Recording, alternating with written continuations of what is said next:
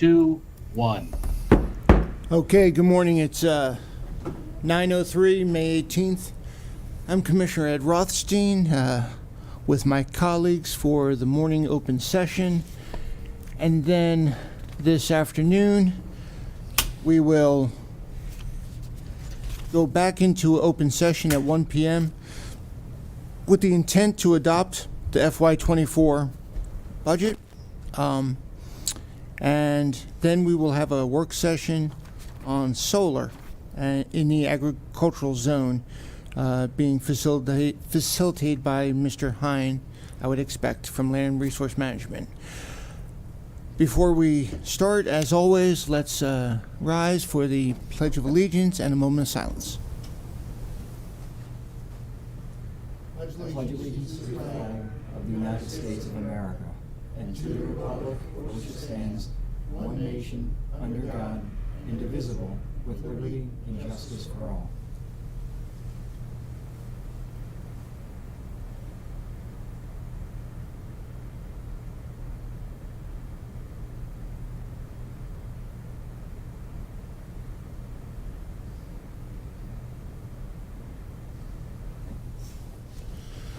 Okay, we have a couple of proclamations.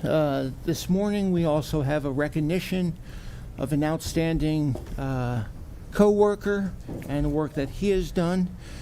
Prior to doing all of that, let's go around the dais and see what's on our minds. Commissioner Vigliotti.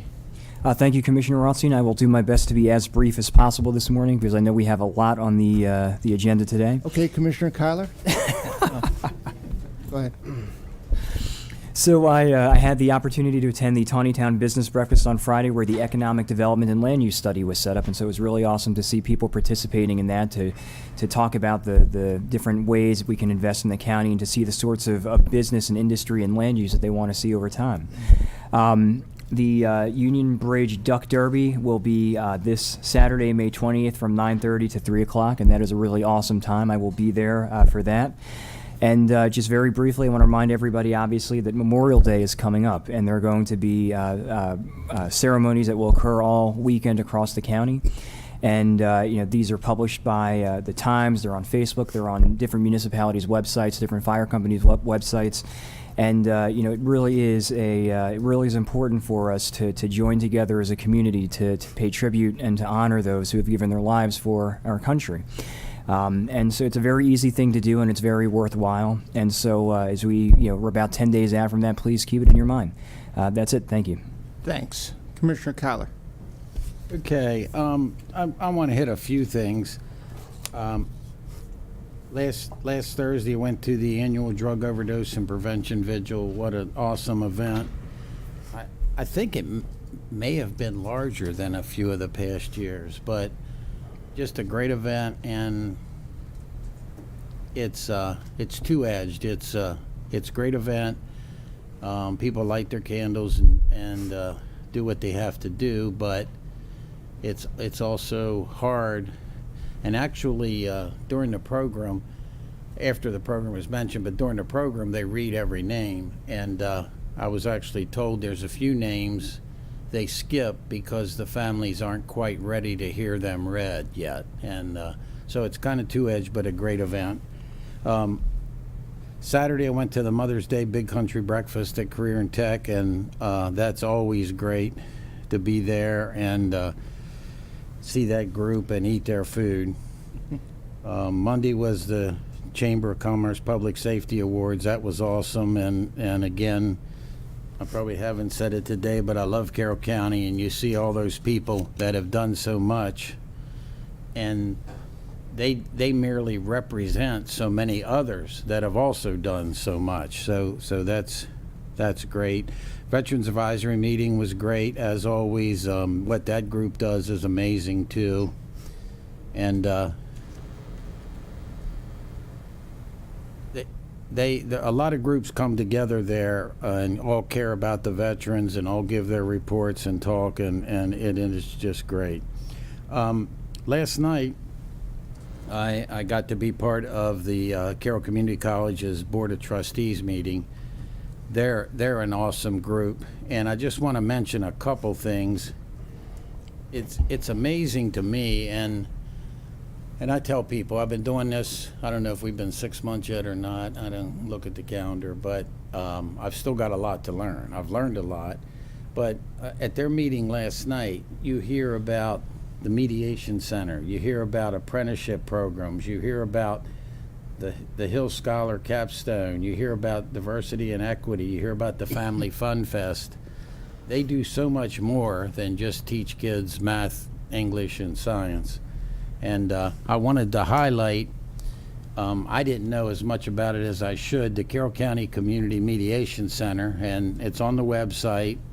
It's in Westminster, but they do mediation for prisoners being released. They do mediation for couples that can't get along. They do mediation for kids that don't attend school. I wasn't aware of that, and I don't know that they've done a lot of that, but I do know from my last job with the Board of Ed, there, as hard as it is to believe, there are kids in Carroll County that refuse to go to school. And I didn't realize you could reach out to this group after you've reached out to the central office and the counselors there, and some of them, rightfully so, get frustrated because, and I've seen a couple families where none of the kids attend school, and short of putting somebody in jail, you can't make them. So I just wanted to mention this today and make everybody aware of it. It's a great program. They do a lot of stuff. They do some stuff with veterans. I think they mediate about anything you recommend to them that they mediate, as long as the people involved are willing to do it. And they also talked about they need volunteers, and they have great volunteers, but when you see the training they give the volunteers, and it's ongoing, they're required to do training if they've been there for 5 years. And it's very rigorous, and I just wanted to mention it. It impressed me, as the community college always does. They were very complimentary to this board, which didn't bias me, but I liked hearing it. But a great group. And since I took some of your time, I'll say I'm done. All good? I'm done. You sure? That was short for him this Commissioner week. Gordon. Thank you. As Commissioner Kyler had mentioned I guess it was last Thursday, he and I attended the State's Attorney's 8th Annual Drug Overdose and Prevention Vigil. It's always an incredibly somber evening with the recognition of family, friends, and loved ones lost to addiction. I thought it was a good event to offer both support from the community to grieving families and friends. It's definitely an event you wish we didn't have to have, but I think given the circumstances, it's nice to see a community come together and interact given the circumstances. On Saturday, I attended the Westminster Flower and Jazz Festival. A little rainy, but great time had by all. If you missed it, you definitely missed a fun event. And then on Monday, myself, Commissioner Kyler, Vigliotti, and Rothstein were at the Carroll County Public Safety Awards. Always a great event to attend. It's always good to hear positive things that go on in our community, and it's always great to listen and understand and learn more about the individuals and the folks that look out for us in the community, because without them we would seriously be in a world of hurt, to say the least. And sincere thank you to all of the folks who put their lives on the line daily for us. On June 1st, there will be an open house at the Old East Middle School. That will be June 1st from 5 to 8 p.m. It's not an organized tour, but it's going to be an open house to allow anybody in the community to come out and walk the halls of East Middle. So whether you attended it as a middle school or possibly even as a high school, might be a good opportunity to take a little bit of time and come out and visit that building before they finally close that permanently, and then eventually open the new building. I guess that's in September. But And go, there's old seating upstairs. There's a lot of stuff in that building that a lot of people don't know about. oh yeah, the building's got a lot of history and a lot of fun. To your point, a lot of fun places they don't know. Absolutely. So But thank you. That's all I have this morning. Okay. Can I add one Please. more thing? Absolutely. I'm sorry. He talked about the future, never and I be forgot sorry. to. Saturday's Hampstead Day. It is. Saturday has That's so right. many events going on. It's amazing this Saturday. And I think trainers are having a 50th year celebration, and Hampstead Day's going on, and there's many other things. But if you haven't been to Hampstead Day, that's in my neck of the woods, and they close Main Street, and it's a lot of people there. The Lions Club actually this year sold out and had to limit spaces. And I'm going to be there, and I'm sharing my space with the Friends of Robert Moton and past students. They're going to come with 4 or 5 people and put out some literature to let people know who they are. So I'm sorry. And I'm really done now. Sure. Yeah. Okay. Commissioner Gurn. Thank you. Yeah, good morning, Carroll County. I was actually going to talk a little bit this morning about some of the issues facing the county in terms of the drugs and some of the things that are being mandated by the state down the road that I think are going to hurt us. But I'm going to defer. I'm going to wait till next week because we've got a lot of things to do this morning before we even get into open session. But I did want to talk just briefly about clubs and societies at high schools in the county. This week, I had the opportunity to attend the Junior Classical League Latin Honor Society induction at South Carroll. And as a former South Carroll student, it's always kind of a thrill to walk into the school again as a commissioner and see what's going on there. And I'm going to commit a epic dad violation by congratulating my son Michael on being inducted into that society. So I'm never going to hear the end of that. But the entire staff was there. I want to thank Mr. Kyle English, who's a Spanish and Latin teacher there at South Carroll High School, for his work and with the students, and particularly with Latin. But it reminded me the importance of these clubs and societies at these high schools. So if you're listening and you're a student or you're a parent or a grandparent, encourage those young people to get involved in these clubs and societies. There is something for everybody.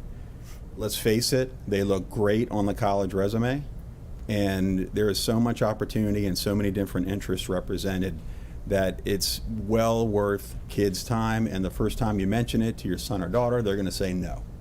But there's something there to interest them, whether it's at their school or maybe it's something going on at the tech center. So I want to congratulate every single Carroll County student that's got involved with a club or a society, or maybe it was just one of the organized sports teams.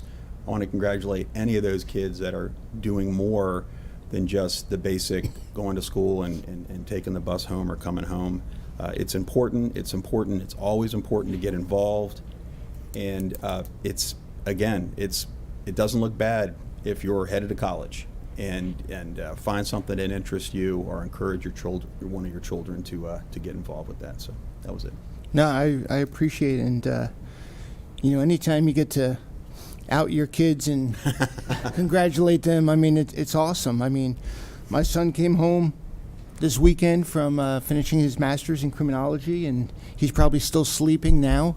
But you never know what these kids do. And we had a cat that just passed, a 16-year-old cat, and we were taking care of this thing, this cat, really cute little thing.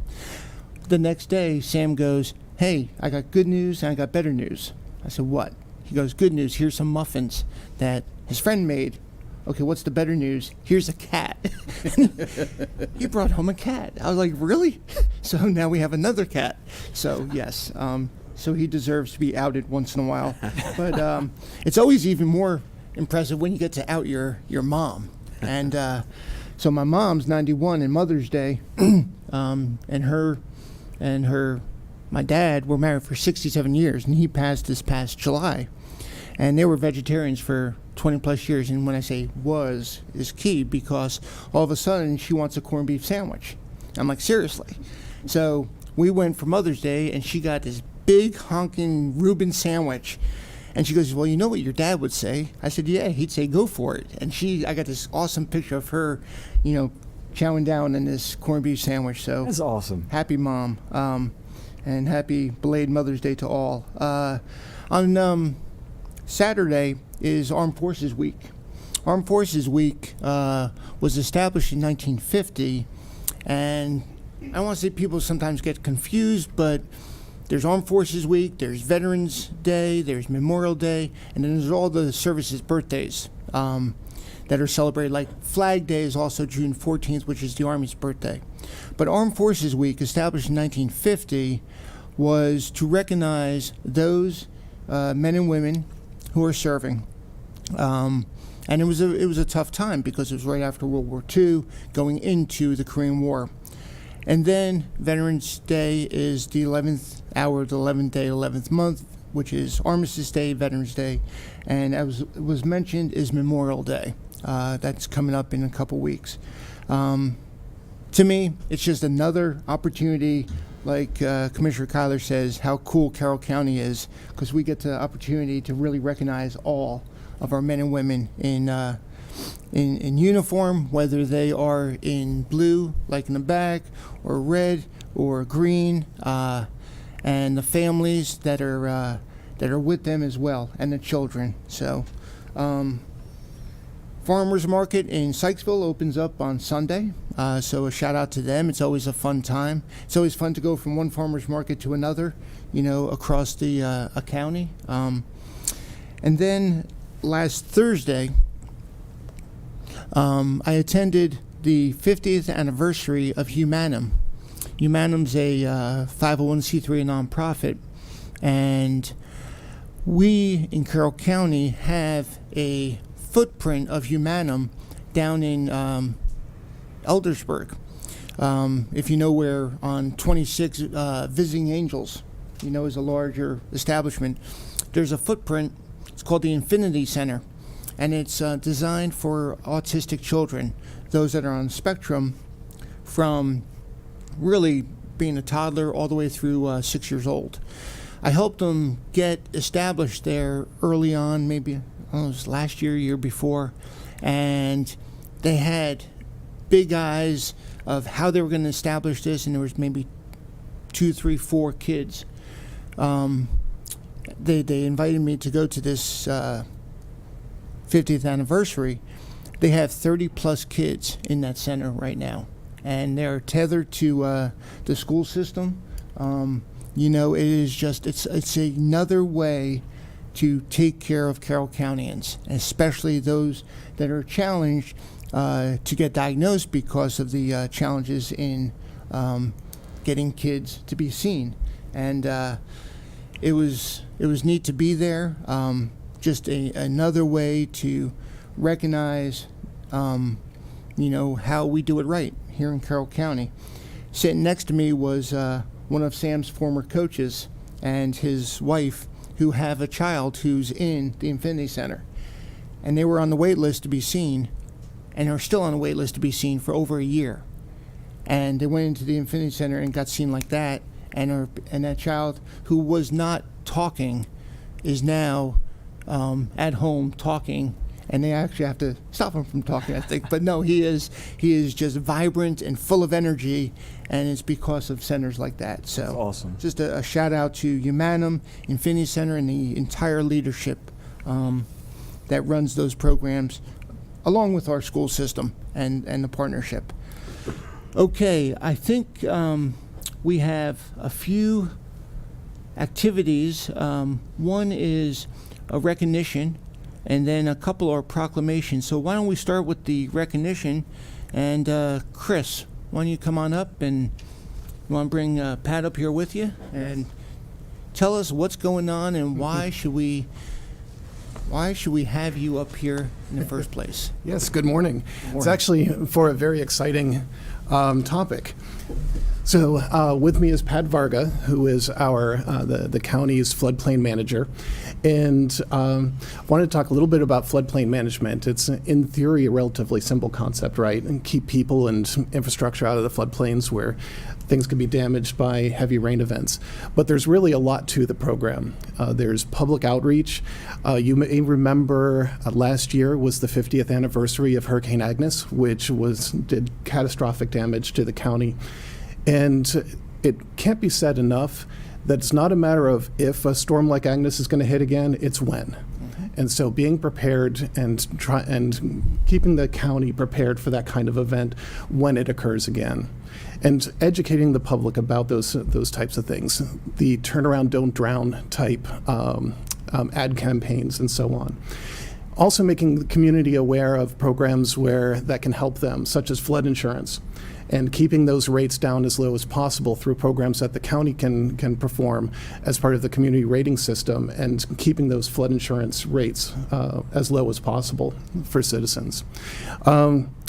We also need to look at infrastructure, right? And the simple thing about floodplain management is keep stuff out of the floodplain, but where is the floodplain when you're looking to develop a property? So site development, subdivision, building permits, and so on, those all need to be reviewed to make sure that people aren't building the floodplains that are going to cause future damage and to future damage to their neighbors. And then finally, there's also a lot of collaboration that needs to occur. There are a lot of agencies that would get involved in flood type events, from local, Fire EMS and Public Safety, Department of Public Works, and so on. At the state level, there's MEMA, Maryland Emergency Management. There's also the Maryland Department of the Environment. And then at the federal level, there's the Army Corps of Engineers and FEMA. So a lot of collaboration to build that team in preparation of these types of events.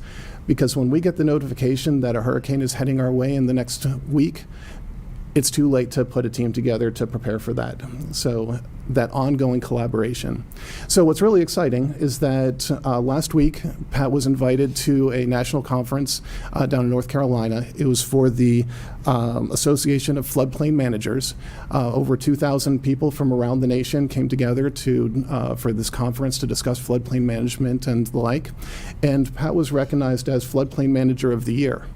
So this is a national award. We looked back at the history of the award, and over the 30 years that they've been giving out this award, Pat, I believe, is the first person from Maryland who's been who's been recognized for this.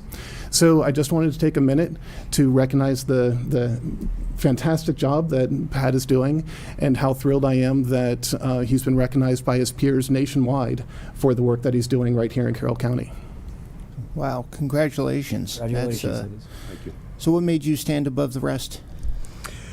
So I'll talk a little bit, thank you, Chris, about some of the things that we've done in our program. I don't believe I've been before you before, but the first thing I wanted to do is thank you and previous boards for your support of this program, as well as thank staff from county administrator down and staff under me for making really all of this possible, letting me do the everyday projects, but then working on some neat things. So some of the things that I was recognized for, beyond just permitting and reviewing plans that we do every day, would be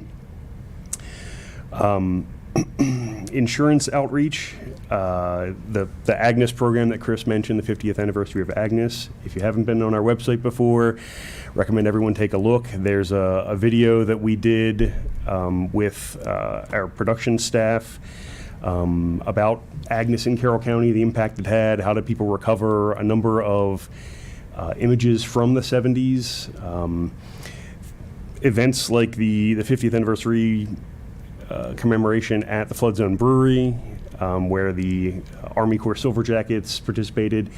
I'm also a member of the Maryland Association of Flood and Stormwater Managers, MAFSM.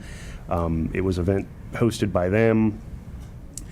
So the Army Corps Silver Jackets program, that's a multi-jurisdictional effort, federal, state, local, to get information out to the public about flood insurance, about risk, about mitigation. Locally, we are a member of what's called the Community Rating System, or CRS. And what this means is that we have undertaken projects and processes above the minimum standards that the National Flood Insurance Program require to save our residents money on their insurance premiums. So we entered into the program in 2007 as a Class 8, and every class improvement, you're going towards 1. It's kind of counterintuitive, but you start as a 10 and work your way towards 1, and every class is a 5% reduction on flood insurance premiums. So we started as an 8, or what would have been a 10% premium reduction. In 2018, work that I did, we were able to get down to a 7, Class 7. Later this year, we'll be recognized as a Class 6 or a 20% discount on flood insurance. And what that means is it's direct savings of about $33,000 for county residents with flood insurance. And then, so that's a direct benefit. So we also, anytime someone applies for a mortgage in the county when they buy a property, there's one company that does flood determinations for the entire country. And what they do, if they see FEMA floodplain on your property, they essentially say you need to have flood insurance. Residents will contact our office and say, hey, my structure is 20 vertical feet above the floodplain. What can I do? So my predecessor and I have kept track of essentially getting people out of that requirement to a tune of about $170,000 a year. So you're talking a savings of the residents for about $200,000 a year. So then this conference last week, this was the Association of State Floodplain Managers. It's a national organization, the Maryland chapter I'm the vice chair of, and I have been for the last 5 years. I was invited down to receive this award, but I also spoke.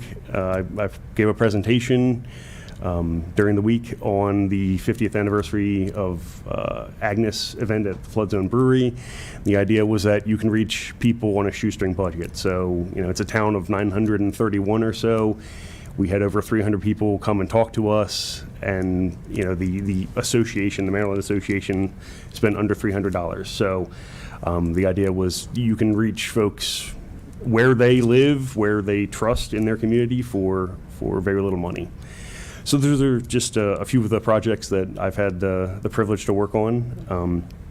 And it was a really exciting week. It's been hard to keep it under wraps for the last month, but yeah, thank you. Absolutely. Congratulations. And Thank you. thank you also for representing Carroll County the way you do.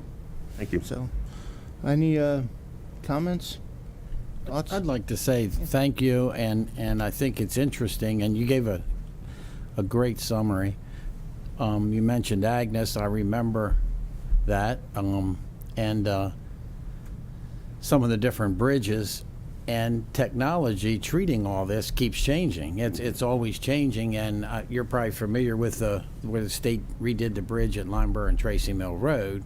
Well, all the residents, that stuff will never work. That'll never work. That's not, and knock on wood, so far it has, but the technology changes, and people don't always recognize that. So thank you for what you do. Absolutely. Okay. Congratulations. Yeah. Congratulations. Thank you. Impressive. Hey, Matt, why don't we get a picture? We'll come out the door. Let's.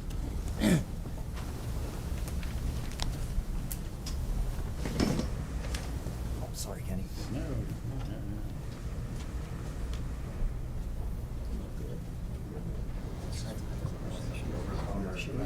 All right. I'd love to hear that.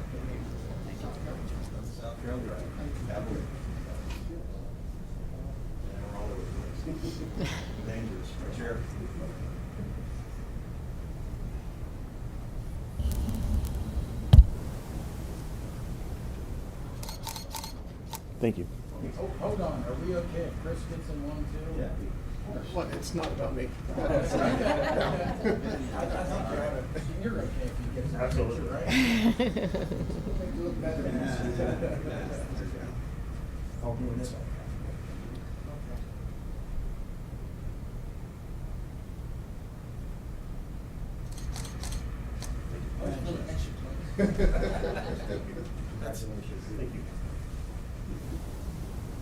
Thank you, commissioners. Absolutely. Yeah, I just wanted Commissioner Rothstein to look short. Yeah, no kidding. Okay, Commissioner Garin, why don't you Yeah. talk to us about EMS Week? I have the pleasure of reading this proclamation for National Emergency Medical Services Week, which runs from May 21st to May 27th. And we've got some folks here in the crowd that I want to recognize. Of course, we've got Chief Robinson. We've got a couple of his lieutenants, Karolinko Stoner. Susan Mott is here from CC Visa. Wait, Did I get that? Yeah, I got that right. And Captain David Coe is here as well. So welcome to all of you. Proclamation, National Emergency Medical Services Week. Whereas emergency medical services is a vital public service, and the members of emergency medical services, otherwise known as EMS, teams are ready to provide life-saving care to those in need 24 hours a day, 7 days a week, 365 days a year, and access to quality emergency care dramatically improves the survival and recovery rates of those who experience sudden illness or injury, and EMS grew to fill a gap by providing important out-of-hospital care, including preventative medicine, follow-up care, and access to telemedicine. And EMS systems consist of first responders, emergency medical technicians, paramedics, emergency medical dispatchers, firefighters, police officers, educators, administrators, pre-hospital nurses, emergency nurses, physicians, trained members of the public, and other out-of-hospital medical care providers. In Carroll County, our EMS team includes the Department of Fire and EMS, Carroll County Volunteer Emergency Services Association, Department of Public Safety, 911 Communications, Law Enforcement, and Carroll Hospital. And members of EMS teams, whether career or volunteer, engage in thousands of hours of specialized training and continuing education to enhance life-saving skills. And it is appropriate to recognize the value and accomplishments of EMS providers by designating Emergency Medical Services Week. Now, therefore, we, the Board of Carroll County Commissioners, do hereby proclaim May 21st through May 27th, 2023 as Emergency Medical Services Week, adopted this 18th day of May 2023. It's an honor to read this proclamation, and it is certainly very relevant given the historical changes that are taking place in our county right now, standing up this Department of Fire and EMS and what's taking place. So thank you. Thank you all. Yeah, thank you. I mean, Susan was reluctant to sit up here, and I'm like, one team, one fight. It's all of you that are making this happen, isn't it, Chief? So, Chief, what are your thoughts? And EMS in Carroll County, as it has been since the beginning, is a systems approach. There's many components, and this is actually an historic year for EMS Week because the state of Maryland is celebrating 50 years as a statewide system. And Carroll County's been very much a part of that, with the first advanced life support training occurring back in 1973.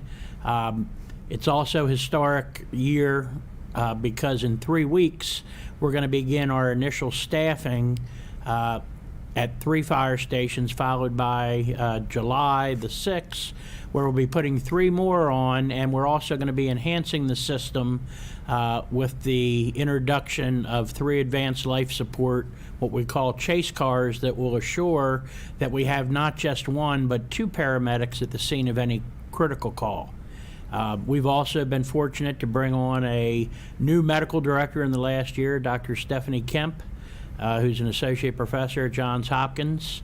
And I want to give some accolades. To my right is our EMS officer, Michael Stoner, and Mike is instrumental every day tying things together, along with our volunteer EMS providers. And we also have with us today David Coe, who prior to us having full-time EMS, Dave was it.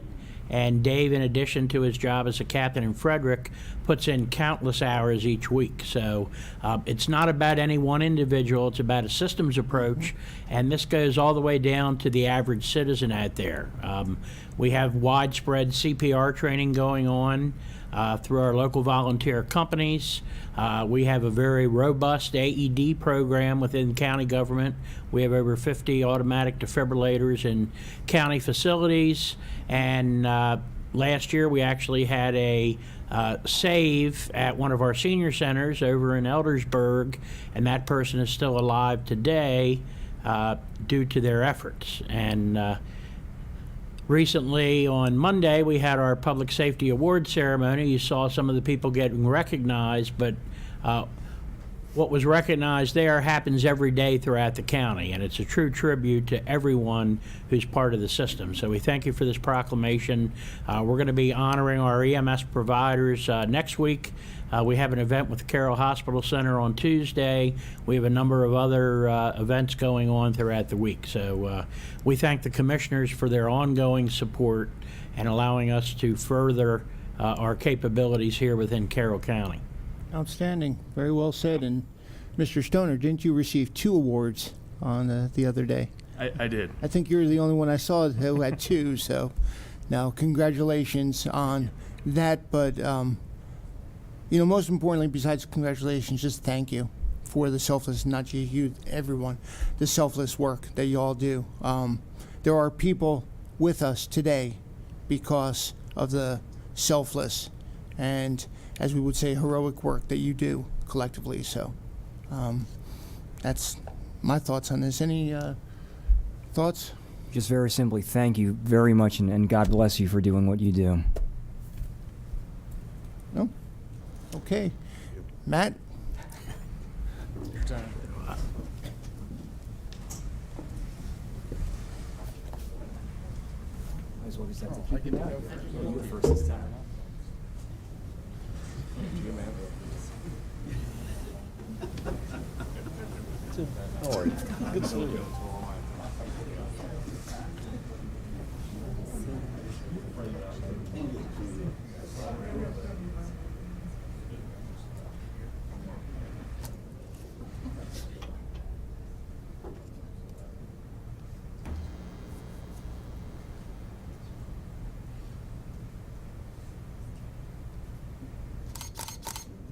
Thank you.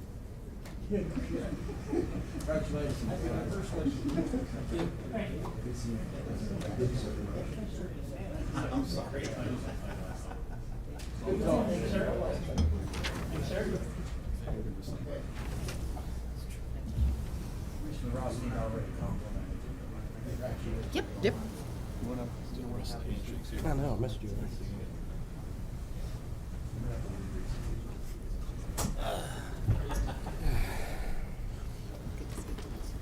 Okay. Now we are blessed to do one other proclamation, which is the National Foster Care Month proclamation. And ladies, whoever wants to come up to the table, but Commissioner Gordon. Thank you. So, National Foster Care Month, May 2023, whereas National Foster Care Month is a time to acknowledge foster parents, family members, volunteers, mentors, policymakers, child welfare professionals, and other members of the community who help children and youth in foster care find permanent homes and connections. And currently in Carroll County, there are 29 children in foster care and 18 resource families. The Foster Care Service Unit at the Carroll County Department of Social Services ensures the safety, well-being, and permanency of children impacted by foster care, and every child deserves to grow up in a supportive, loving home where they can thrive and prosper. Resource families who open their homes and hearts to foster children who are in crisis provide a vital service to the community. And the Board of Carroll County Commissioners appreciates the important work of the Carroll County Department of Social Services Foster Care Services Unit, and we celebrate the success of the youth in care and the enduring contributions of resource families for the progress made towards family reunification or adoption. Now, therefore, we, the Board of Carroll County Commissioners, do hereby proclaim this month of May as National Foster Care Month, and urge all citizens to join in the efforts to raise awareness and the importance of foster care and resource family care, adopted this 11th day of May 2023, the Board of Carroll County Commissioners. Okay. Thank you for all you do in Carroll County. And let's see, leaving no child behind, but ensuring that all children are embraced with the love that they deserve through this foster care programs that you provide and navigate, across the county. But so thank you. If you can share a little bit about the program and, I guess identify also who you are Yeah, I was for going to say, others yeah, that a little bit don't about know. the program So and please. introduce all your group. Thank you so much for having us today. It's great to promote awareness during the month of May, especially. So here today, my name's Brooke Davis. I'm one of the foster care supervisors here in Carroll County, and this is my counterpart, Fatimata Mohammed Ali. She's also the other foster care supervisor. And with us today, we have several of our licensed social workers who work directly with our kids and our families. We also have our Carrie Vincent, our Assistant Director of Services, and Peg Ryan, who's one of our administrators. So we appreciate being here today because, this is a special month where we do really recognize the work that goes in, but it's every day, that we work really hard to make sure that our local kids are safe in family settings. And so some of the things that we've been working on, especially the past year, is just really investing in promoting that awareness that it does take a village for our kids to be able to be safe, to be supported, to have the resources that they need, and then also for them to have services behind them that are available to support them and their families. And then for our incredible resource parents who work every day and welcome kids into their home and provide love and stability and safety, they also need support because if they're taking on these big tasks and doing the work day in and day out to keep our kids safe and nurtured and cared for, we really do need the community to recognize the amount of work that it takes and that collectively it really is everyone's responsibility to keep kids safe and strengthen families. We just appreciate being here today.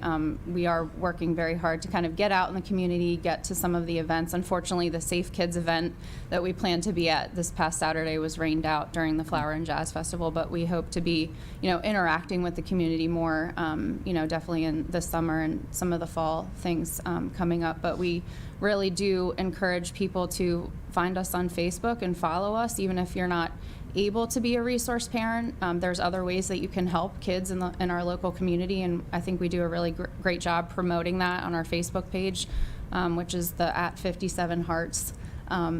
Just by sharing some of our posts or talking to your local church or to your local, organizations or clubs that you're involved in, if there's ever an area that you feel like you could help some of our local kids and families, please don't hesitate to reach out to us. We'd love to have more partnerships, and ultimately the goal is to be able to meet kids' needs here in our county. So we don't want kids, when they have to experience family separation and be separated from their family, to have to leave our county. And so that's one of the biggest issues that we're facing, is finding homes in our county that will be willing to care for our kids, and especially our older youth. The idea of caring for a teenager is a bit scary and overwhelming in general, if you're a parent, but let alone to commit to caring for someone else's child, and especially an older youth.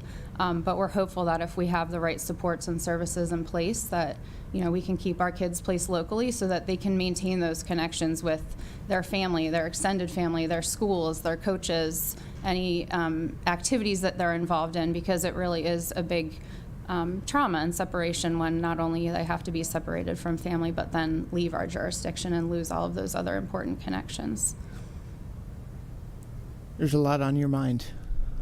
Yeah, we work really hard. I think, it's a collective effort. Yeah.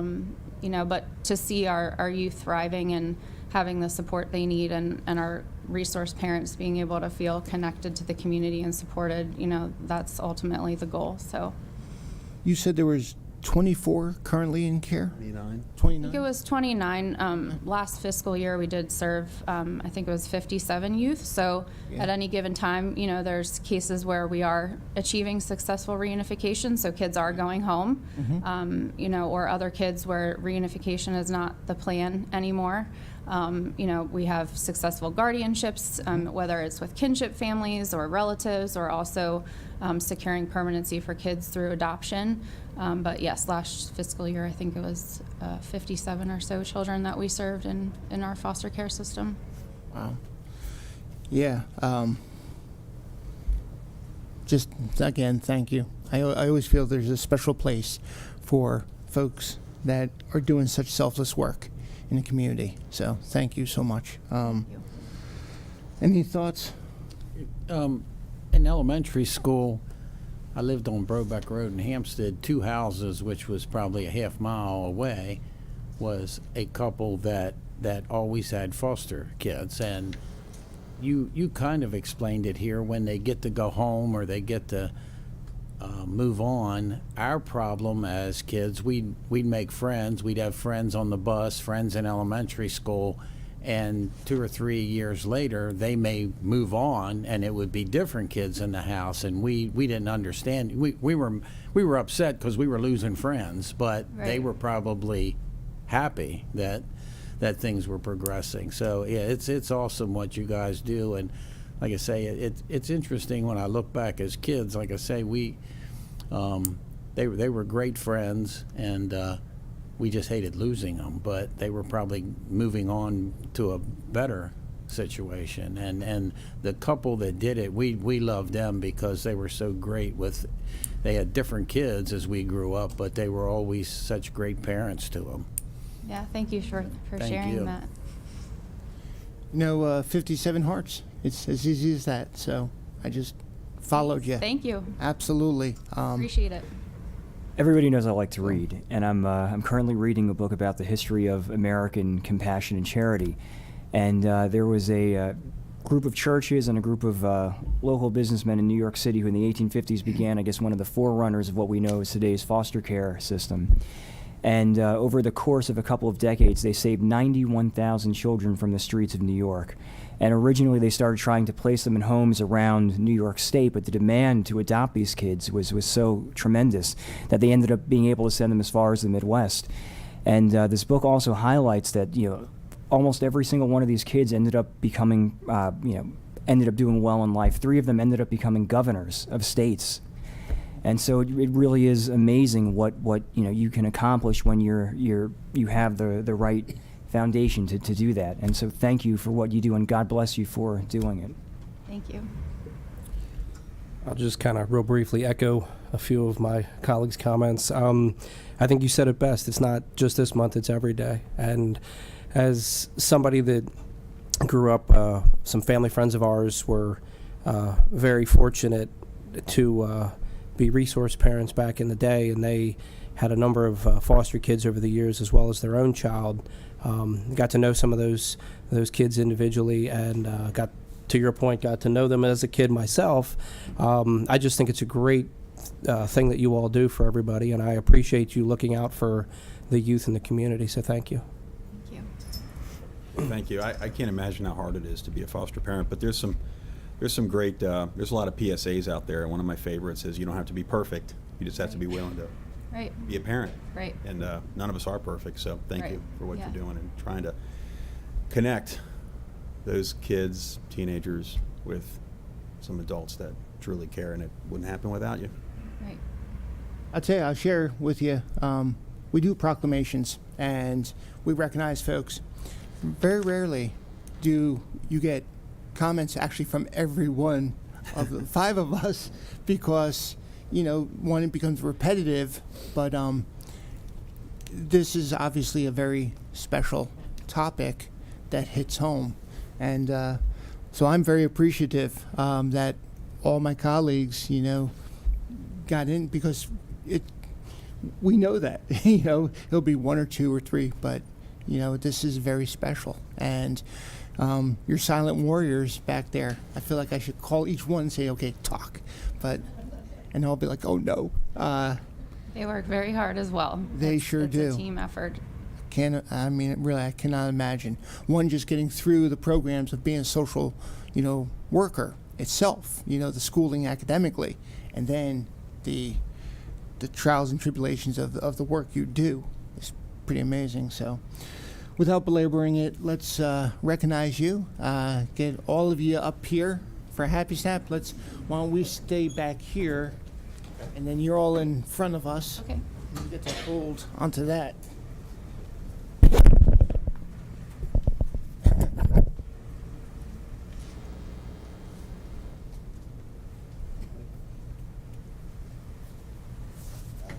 Squeeze in together. There you go.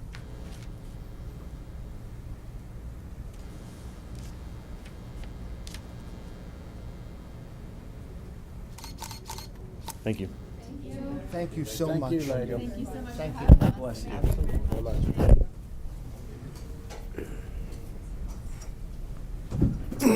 Okay.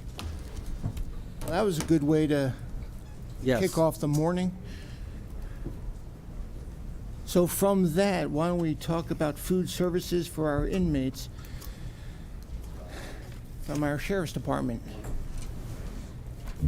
Okay, Sheriff, beat that one. Actually, Commissioner Vigliotti, Colonel Strine would like to have that book when you're done with it. Absolutely. Good morning, Commissioners. I don't read, I just look at I know you don't Did you read. know you were reading that book? You are now. He probably needs to read it, yeah. He probably should read it. Good morning, everybody. Hey, morning. before Maureen gets started, real quick, I communicated with all 5 of you Saturday night regarding an incident at Carroll Hospital. It's an opportunity for me to mention the names of the deputies that correct. didn't just put their lives on the line, could have easily lost their lives. Deputy Nick Rhodes and Deputy Tyler Soteric. Nick suffered an injury.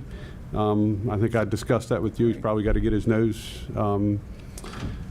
reset. But brave. I showed you guys what took place, and I don't know too many people that would have the courage to do what those 2 men did to stop someone in a hospital that may have become an active assailant rather quickly should they not have handled the incident the right way. So I'm very proud of both of those individuals. So I wanted to take a minute to mention that to the public and to you guys. I know I spoke with all 5 of you Saturday night, but it was a very stressful incident, so very proud of those men. As you should be. Yeah, please do extend our thanks to them, and God bless them for that. And with that, we need food in the jail, so Maureen is... The Office of Procurement, in cooperation with the Carroll County Sheriff's Office, are requesting your approval to award a food services contract to Summit Food Services at an estimated annual cost of $580,400. Summit Food Services was awarded a competitively bid contract by Calvert County government, which the county will piggyback. Funding has been approved by the Bureau of Budget, and no additional funds should be required. So I think it's pretty self-explanatory, but air, water, and then food. So, I mean, it's vital, the services of food in the jail. This is strictly a performance issue.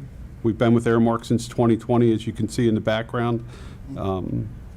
We simply are looking to move to another company that may perform the task a little better, and that's why we're before you. So we're not asking for any additional funds. We've worked with Maureen, my staff, Vicki, Colonel Strine, Major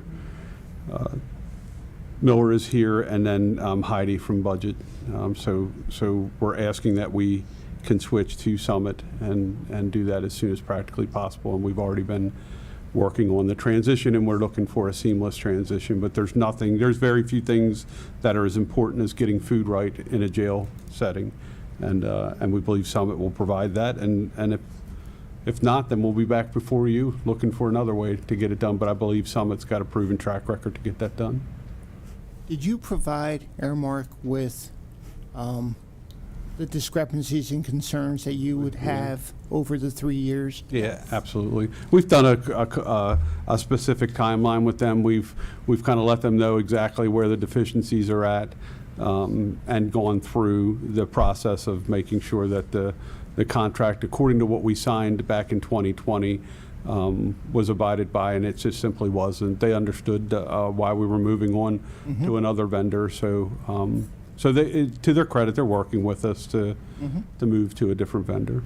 And Summit is used by other jurisdictions? They are, yeah, they are. Calvert County is who we're piggybacking on the contract with, but they're one of those organizations that specializes in inmate food services. Okay. Motion to award Summit Food Services a contract to provide food services for county inmates at an estimated annual cost of $580,400. Second. I have a motion, I have a second. Any discussion on this? Seeing here none, all in favor? Aye. Okay. Thank you, I appreciate it. Thank you. Have a good day. I wanted to say I found ARA's food to be exceptional during my several stays over in In the detention center? Yes. That's like Well, the do you want- sheriff do you keeps wanna go offering. back? The sheriff keeps offering me a ride along. Does that mean I'm being arrested, or is that like I'm just honorary? You know, you worry. Okay, Well, maybe they'll let you sample the food before you decide to take up residence. Westminster Annexation Number 76 Ellsworth Cemetery. Good morning. Are there any public comments on this activity Commissioner, I do have a caller on the line. for this topic? I have no idea what topic Why I don't need to you, ask them. why don't you ask? Thank you. Caller, we have you on the line. If you could hit *6 and please identify yourself and tell us what agenda item you're calling in for.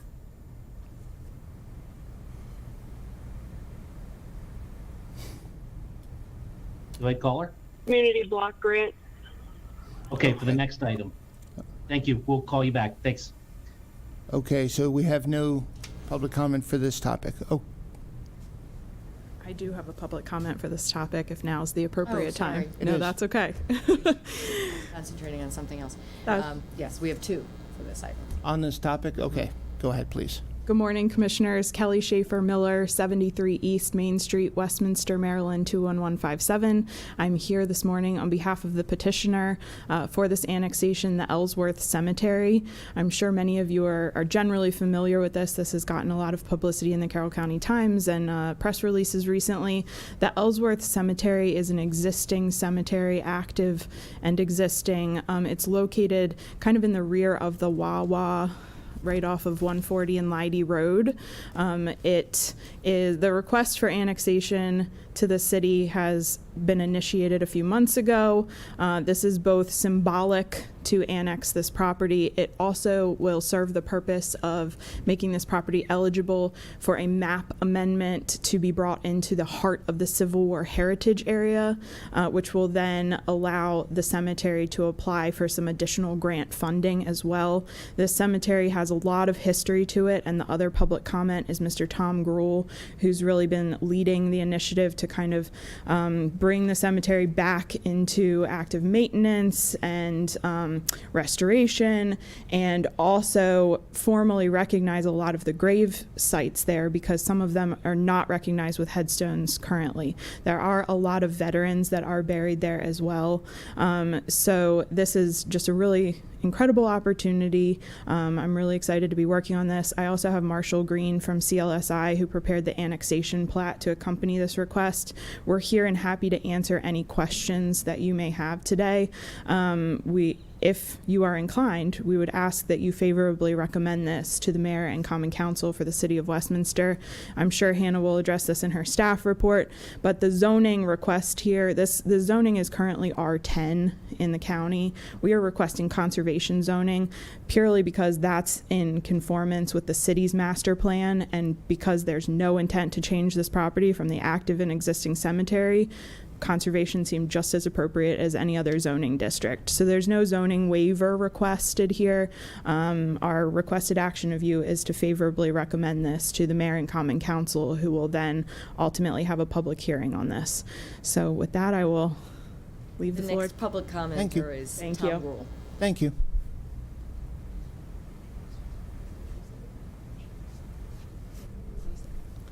Good morning. Just talking about the Ellsworth Cemetery, the history that it has here in Westminster that a lot of people don't know and don't understand. I know Tom does because he heard it the other day, but just the name Ellsworth is Colonel Elmer Ellsworth, who was Lincoln's best friend, helped him get elected to the presidency. When the Confederate flag went up on the inn in Alexandria, Lincoln sent Colonel Elmer Ellsworth and his black drill team to go take the flag down. Colonel Ellsworth was killed, brought back to the White House. Lincoln was so distraught that he sent his best friend to his death. He was the first person laid out in the White House. 7 black Civil War soldiers bought this piece of land and named it after the first person killed on the Union side. And then as far as the history of the city and why it's important, we have Nicholas Paraway buried there. He was 110, 7 months and 5 days. He was the first black allowed to vote in the city of Westminster. And it became such a big deal that the city of Westminster would send a horse-drawn carriage to pick him up and bring him to the polling places, because it became such a spectacle to have Mr. Paraway come and do that. So we're hoping to get this annexation. We're hoping that it can open us up to grants and things like that. There are 182 unmarked graves, and I would love to start putting flat headstones back for all the people that no longer have a headstone. Right? Okay. Thank you. That's it. Okay. And Chris, we have no one else, correct? Correct. Okay. Ladies. Good morning, Commissioners. As stated, we are here for the City of Westminster annexation of the Ellsworth Cemetery. There is no zoning waiver required for this annexation, as we'll get into, so we are here for your favorable recommendation on the comment letter. Here is the annexation plat that was submitted by the city. The area is approximately 1.1812 acres. It is owned by the Community Foundation of Carroll County, and they are also the petitioners of this annexation. We are just off Leidy Road and 140. This map on your left shows that the cemetery is inside the municipal growth area of the City of Westminster. And the map on the right-hand side shows that we are adjacent to the corporate limits of the City of Westminster, which demonstrates this annexation will not create an enclave. As stated previously, you can see there are some headstones currently on the property. They have access off of Leidy Road to the cemetery. And here you can see the Wawa, I think this is a church, and then the Kohl's to the north. The current zoning of the property is R10,000 in the county, and the petitioners have requested to be put in the conservation zoning district. This being said, there is no zoning waiver required. The designated land use is conservation from the 2007 Westminster Environs Community Comprehensive Plan. So if this annexation does go through, the zoning of conservation will be consistent with this designated land use. We are in the existing water and sewer service category for the city. And we have received no agency comments besides the Department of Planning. We are recommending that the City of Westminster give public notice by posting the property prior to the date of the public hearing and notifying all adjoining property owners. This past Tuesday, the Carroll County Planning Commission gave a unanimous favorable recommendation to you all, and the Department of Planning is also recommending support of this annexation. Today we are here for an informational briefing or a possible decision on the comment letter if you are ready for that. And if not, we have time reserved for next Thursday for your official recommendation on the comment letter. Okay. Thanks. Any question? I mean, this seems pretty straightforward. I'm just curious why we wouldn't do this. Do you have... Well, not really a question, more of a, I guess, a comment. First off, I want to commend Mr. Gruhl and everyone else involved. I know this has been a long-standing project. It's gone back decades. If anybody that's aware of the history of the cemetery, we had this was in front of Planning and Zoning yesterday, and I know one of the county staff members had mentioned how her husband had been involved in a Boy Scout, Eagle Scout project years ago in the 90s, which I remember that quite well. This was something that I actually mentioned to the city right before COVID. Was that 3 years ago or so? Had interactions with the community center, was generous enough with some of the information I found, and I'm hoping, Tom, that they assisted in giving that to you, some of the plots and so forth.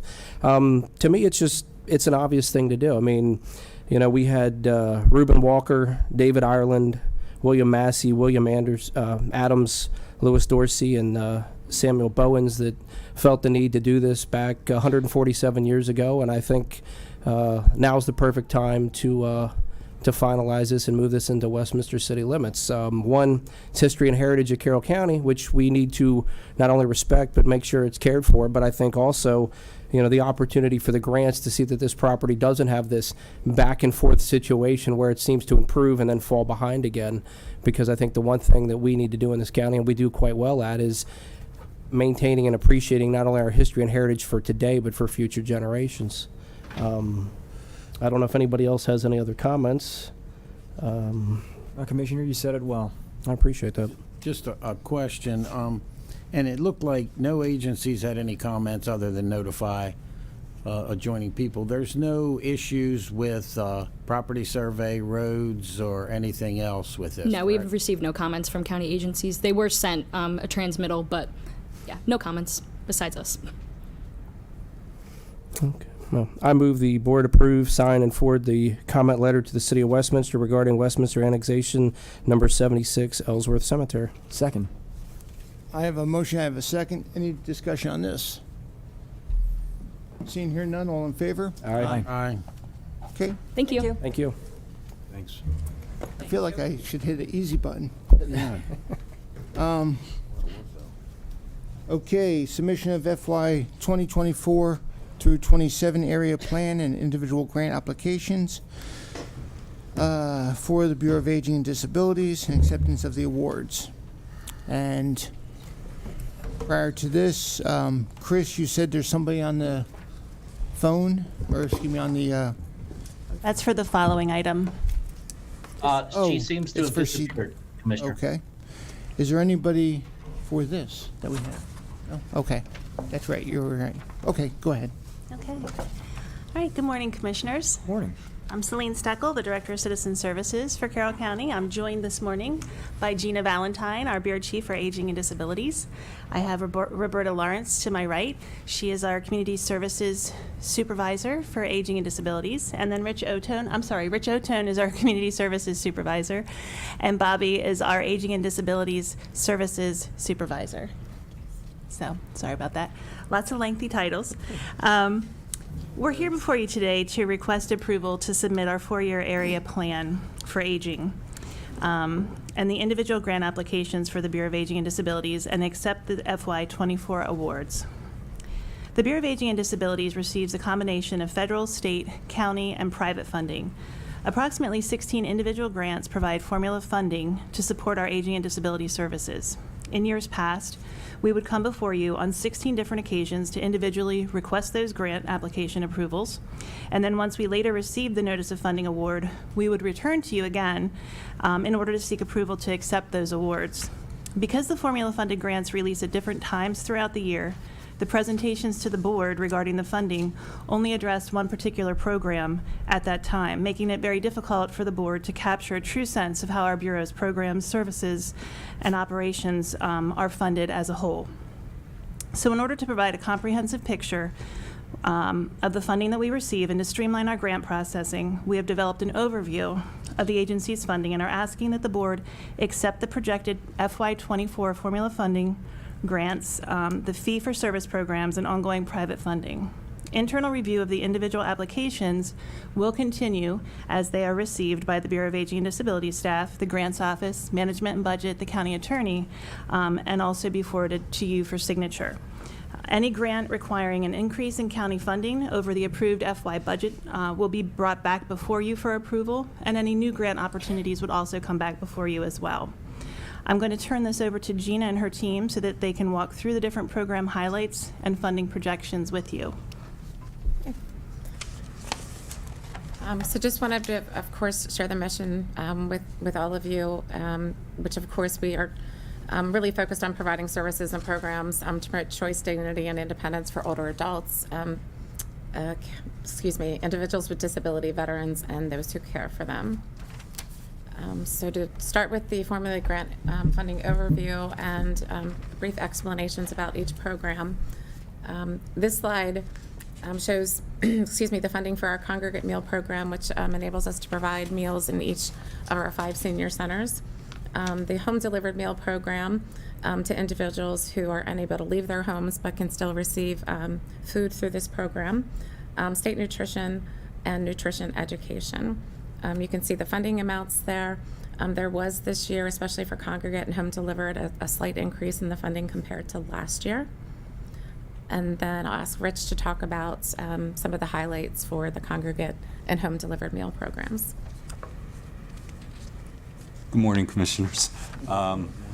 The congregate meal program has seen an increase in the variety of food that we've been able to offer.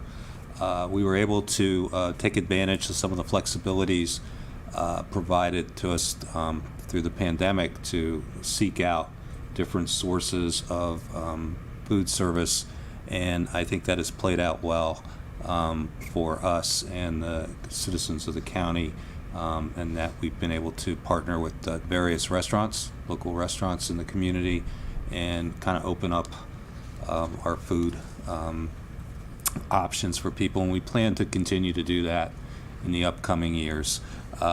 We amended our congregate meal policies in this year, in March. So we no longer have a grab-and-go program. The rules for that kind of went away with the lifting of the pandemic emergency declaration, and but now people can take their food home, and we had not previously done that, so that's good. Last year we came to you and asked for funding for center assistant position, and that person has really done a terrific job of highlighting the benefits of the nutrition program. We have more people than ever now attending nutrition education programs in the center, which is really good. And we've gotten very creative with the way we provide those trainings. They're no longer people just simply reading to people. We have games, we have nutrition trivia, we give out gift cards to local supermarkets, so it's done very well. We'll do over 50,000 meals in the upcoming year, and over 2,000 residents will receive those meals. And that senior center assistant position is funded by the 3C funding that we've received. There's no county dollars that are applied to that position, but it has been a great addition to the senior centers and their operations. Community services programming. Community services Title 3B, that relates to anything aging service related. That funding helps to support staffing, training, and other aging-related needs that we may have. Health promotion, it's a chronic disease self-management program that falls under Title 3D, where we offer evidence-based programs to help individuals with chronic diseases to better manage their chronic conditions, keep them out of the hospital, keep them out of the long-term care facilities. And as evidence-based programs, the research shows that people who attend these programs are less likely to go to one of those facilities that I spoke of. Senior Center Operating Fund, the Senior Center Admin, that is for the staffing for the senior and community centers and a few, the senior and community center staff. And then Coons Toyota annually typically donates some funding to us, which is applied to our exercise programs for people who are unable to afford to attend the programs. And the majority of these programs, the focus is to promote healthy aging and provide services to promote healthy aging. So once again, Rich is going to talk about some of the highlights here. Sure. We've worked with the Healthy Aging Leadership Team of Carroll County and recently Carroll Community College in their nursing program to provide free screenings for members. They could be obviously blood pressure, skin checks, diabetic, and things along those lines. People have also had the opportunity to speak with pharmacists about their medication, and if they have any questions about that, we will definitely continue to offer those at all 5 of our centers. Through our 3D funding, we offer evidence-based programs, training, virtual and in person, chronic disease and arthritis training primarily. We offered over 2,000 class sessions in a variety of classes at the centers. It's over 60 different classes, 2,000 class sessions. Last year we set a record. We did over 530 flu shots and COVID vaccinations through our drive-by flu shot program. We plan on continuing that in the coming years. It's been very successful. People have told us that they like it. So you just drive in, roll down your window, and the pharmacist will give you a shot. You fill out some paperwork. We're not just giving you a shot, but it's very successful. People are comfortable doing it that way, and we plan on continuing to do it. The next are our programs that fall under advocacy, support, and protection. The Long-Term Care Ombudsman Program, you can see the funding there. For that program, the individuals who work in that program, they, under federal law, are authorized to advocate for residents who live in nursing homes and assisted living facilities to make sure that their rights are upheld, that they understand what their rights are, to encourage them to advocate for themselves if they feel comfortable to do so. The program also provides education on residents' rights and elder abuse topics. The state guardianship program, there's another slide that I'll talk about that program in more detail. Elder abuse, caregiver support, which is referred to as Title IIIE, and VEPI, which relates to vulnerable elderly individuals. And so now I'm going to turn it to Bobby to talk about those highlights for those programs. Sure. I'll talk about the National Family Caregiver Support Program. So you can see the annual number of those individuals served. We were able to resume our partnership with Carroll Community College and offer in-person hands-on skills for caregiver courses. They were very well attended, and the program coordinator, got a lot of feedback from those participants, those caregivers in the program, to address the needs that they have with caring for their loved ones suffering from dementia, Alzheimer's. Also, very hands-on skills training with how to care for someone in their home when it comes to proper feeding, bathing, moving, just those things we sort of take for granted.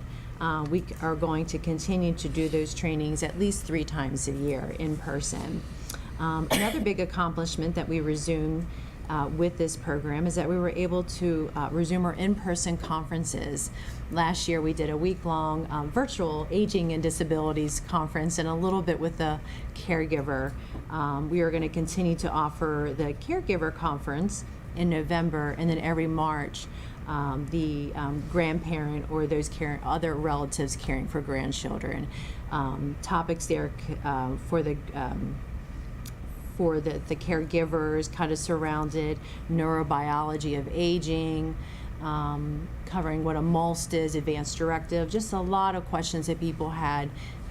Vendors were present from other agencies just to give a lot of information of what's available to caregivers and supports in the community.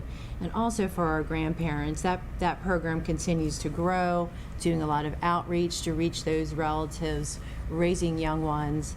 The conference was also very well attended, covered topics such as social media, keeping your kids safe on social media, apps to beware, also topics regarding mental health, depression, and different topics related to the young ones. The program offers monthly support groups. They're in person, so that's a great support for caregivers every month. We're looking to also involve more maybe outside speakers with more expertise in certain areas that are solicited from the participants in those programs. And the big thing I'd really like to highlight about this program is that it's a $500 grant allotted to those individuals who qualify regardless of their income. So that's really great because there's certain things they may need, but they may be over income for other programs. Respite services, emergency response systems. It helps people pay for maybe a lift chair. Things that you think that aren't so expensive but are, incontinence supplies, medical supplies, minor home repairs. And for the grandchildren or those younger adults, paying for summer camps, school supplies, technology, and various enrichment programs. So I think we are doing a great job with getting the word out, doing more outreach for that program, and serving those who need it.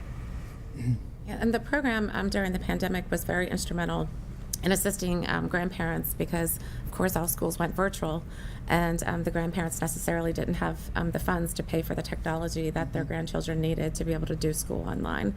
So that was a great benefit of the program that we were able to offer. For the Long-Term Care Ombudsman Program, I already spoke a little bit about that, but also I failed to mention World Elder Abuse Awareness Day. It's very important to educate the public, family members, community members, facility staff about elder abuse and bring attention to it because while we'd like to think that it would never happen to anyone, it certainly does happen, unfortunately. And we will actually be back before you on June 15th, which is World Elder Abuse Awareness Day. Purple is the color for World Elder Abuse and Awareness Day, but we'll come before you during Priority Carol for a proclamation. The Public Guardianship Program, it serves individuals 65 and older. who have been deemed incompetent by a court, by a judge, as not having the ability to make decisions for themselves, and possibly not be able to manage their own finances. And it's actually the public guardianship program is a last resort. If there's no family members who can then be appointed guardian or no other interested individuals, then our agency will be appointed as the guardian of the person for certain individuals over the age of 65. We average approximately between 20 and 25 clients. We have 20 clients currently. We manage their placement, their medical decisions, end-of-life decisions. And so it's very important, to know that individuals have somebody there to support them and help them, especially during end of life. Okay, case management, referrals, and support. We have our senior care program that provides services to people currently paying up to $500 a month to provide services to individuals to keep them in their homes. It doesn't sound like a lot, but the program is successful in keeping people out of long-term care facilities. Through the services that are provided with the program. When our next program application, we've received that, we plan to increase that monthly amount that's permitted for each client because, services, all costs of everything continues to go up and the personal care services continue to rise, which means currently our clients may be receiving less personal care than what they truly need. Excuse me, this year, we are going to receive an allocation which is estimated to be around $60,000 to provide support to people who are on our wait list. We currently have 17 people on our wait list for the program, but those monies will be designated specifically for those individuals. Senior Assisted Living Subsidy Program provides up to $1,000 a month to subsidize an assisted living facility payment to help individuals who otherwise would not be able to afford to stay in an assisted living facility to be able to reside in one. We currently have approximately 11 people on the wait list for that program. And annually, we serve about 20 people. At one time, we can have about approximately, with our allocation, 17 people in the program at a time. Case management and support services. This is a fee-for-service program that is Medicaid funded, where our case managers provide services to people who would otherwise be in a nursing home, or we help them to leave a nursing home and live in a community setting or an assisted living facility, and provide the ongoing case management services, such as which provides them personal care, could provide home-delivered meals, could be home modifications. There's a lot of different services that they can select through that program, the clients can. We currently have, or typically have, about 175 people on our caseload in that program. There's federal financial participation, which is where we are reimbursed for Medicaid-related activities. There is an FFP match. Then MAP information and assistance, which is typically the first point of contact for people who contact the Bureau of Aging and Disabilities. And then Level 1 screen, which is an assessment that places people on a state waiting list for the home and community-based services programs, which goes back to that case management and support services that you see previously.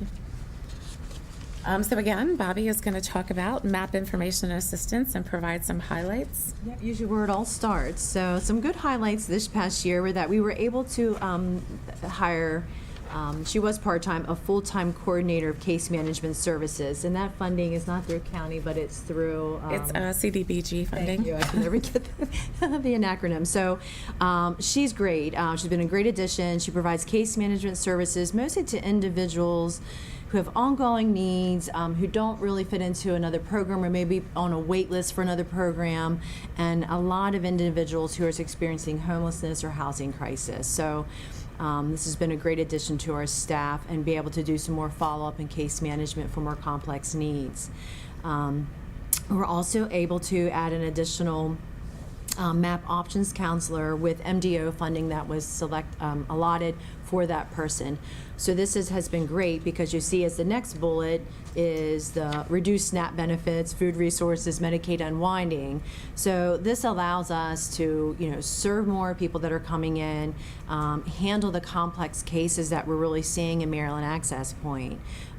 to make sure that we're providing more assessments, linking them to the resources, making sure we're doing those level 1 screens so we can get them back to the programs Gina just talked about in the previous slide. We have visits to individuals at all 5 of our senior community centers throughout the year. We visit older adult housing complexes to help them apply for energy assistance benefits, renter's tax credits, in-office for homeowners tax credits, just to name a few. So that's been really, really beneficial. A big addition, which was really great this past year as well, is we got additional money through our Collett Foundation, which has been very supportive of a lot of our programs. We were granted $60,000 for older adult emergency fund needs. Mr. Collett and his team came to us when we normally apply for our veterans funding for that grant and wanted to offer something in this realm. So what we're trying to use these monies for is some different needs for which traditional resources are not available. So that could be what we thought about is that someone is running out of money maybe at their assisted living, housing expenses, and they're waiting on a subsidized program such as community options waiver or a subsidy, that we could use those funds to prevent homelessness and keep people housed and safe and healthy. Some other needs could be for minor home repairs, nutritional supplements, moving, storage expenses, cleaning, pest removal, and we've been seeing a lot of that recently where people may need to stay in their home, maybe be facing eviction, and helping them stay healthy. So, and again, with, like I said, we're busier now when we're noticing that the reduction in the SNAP benefits, we're making sure people are getting to those appropriate resources, helping them reapply, making sure we're knowledgeable and up to date on all the new guidance and information's coming out regarding the Medicaid unwinding. So one last thing to note is that we do offer the half-price tickets with our partnership with Carroll Transit. We were able to increase the amount of the half-price booklets they receive from 5 into 8, which helps a lot of people since they really need to use the Carroll Transit system, and then up to two donated booklets as well. And we get used to our own acronyms and forget to tell you what they mean. So MAP stands for Maryland Access Point, which is the term that Maryland Department of Aging coined to recognize an Aging and Disability Resource Center. And so that is exactly what MAP stands for. Okay, moving on, Medicare Education and Enrollment. MIPA, which stands for and I had to write it down because it's another acronym and it's a long one, but Medicare Improvement for Patients and Providers Act. Then Senior Medicare Patrol, which focuses on Medicare and Medicaid fraud and preventing Medicare and Medicaid fraud, and State Health Insurance Assistance Program. So all 3 of these go hand in hand together, but to provide services to individuals who are aging into Medicare to help them understand when they need to enroll, what options are available to them, explaining Medicare Part D options, and then the staff also meet with people individually during the Medicare Part D open enrollment session. They will also be helping individuals, but Bobby just talked about the Medicaid unwinding. So there are people who may have been through the pandemic receiving Medicare and Medicaid, and they may not have been eligible during that time period to continue to receive Medicaid, but because of the federal emergency, people could not be disenrolled from Medicaid. So our SHIP staff and volunteers will be working with individuals because there's a certain period of time that they will have without a penalty, without medical underwriting, to look at those Medicare plans and enroll and select, especially the Medicare Part D plans. So again, Bobby, some highlights for that program. Sure. So approximately every year we serve around 2,000 individuals, and we've increased the number of our volunteers that assist in that program to 8. So half of whom are fully qualified counselors, which is very, very helpful. And others also assist with Part D counseling during open enrollment and other administrative tasks such as data entry and bulk mailings. Through the pandemic, we partnered with the Carroll County Public Library, which was instrumental in offering the virtual programming for Medicare Part 1 and Part 2 sessions. They're held at least once a month. And then we've continued to do so because they've been very popular. very well attended. We're finding that people who view those and then come into the office to make decisions are pretty well knowledgeable already after watching those. And there are also YouTube pre-recorded sessions that you could just view anytime, which has been great. Also, we're going to go back to continuing to offer them in person for those who may need that as well, quarterly at the library. And other events that were new, I mean, we've always done the shredding events, and they're usually drive-by shredding events. But we partner with the local health department unit and then the sheriff's office to also do medication take back. So we offered those last fall, and then they're going on right now this month of May at the several senior and community centers. Got some notice for that. I think we had a write-up in the paper at the Westminster Senior Center, so we had great numbers. So, but it's great to partner with the sheriff's office, the health department, to be able to get people to properly dispose of their medication, and then also get awareness about the program, SMP, or Senior Medicare Patrol, and prevent against fraud and abuse and scams. So. And the final shredding event is at North Carroll Senior Center tomorrow morning from 9 a.m. to 11 a.m.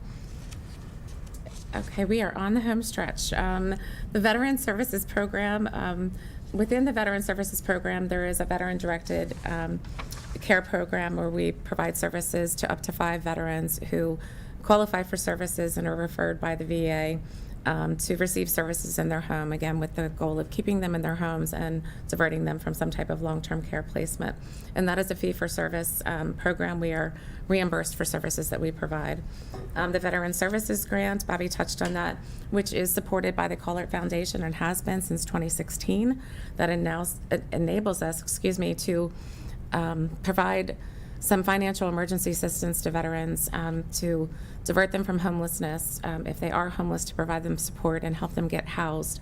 There could be minor, car repairs, home repairs, food, gas cards, clothing. The list goes on and on, but it's definitely been a great addition to the program over the years to be able to support veterans in that way. And then the Veteran Services Admin, that supports the 3 Veteran Services officers that we have, who of course are funded by county dollars.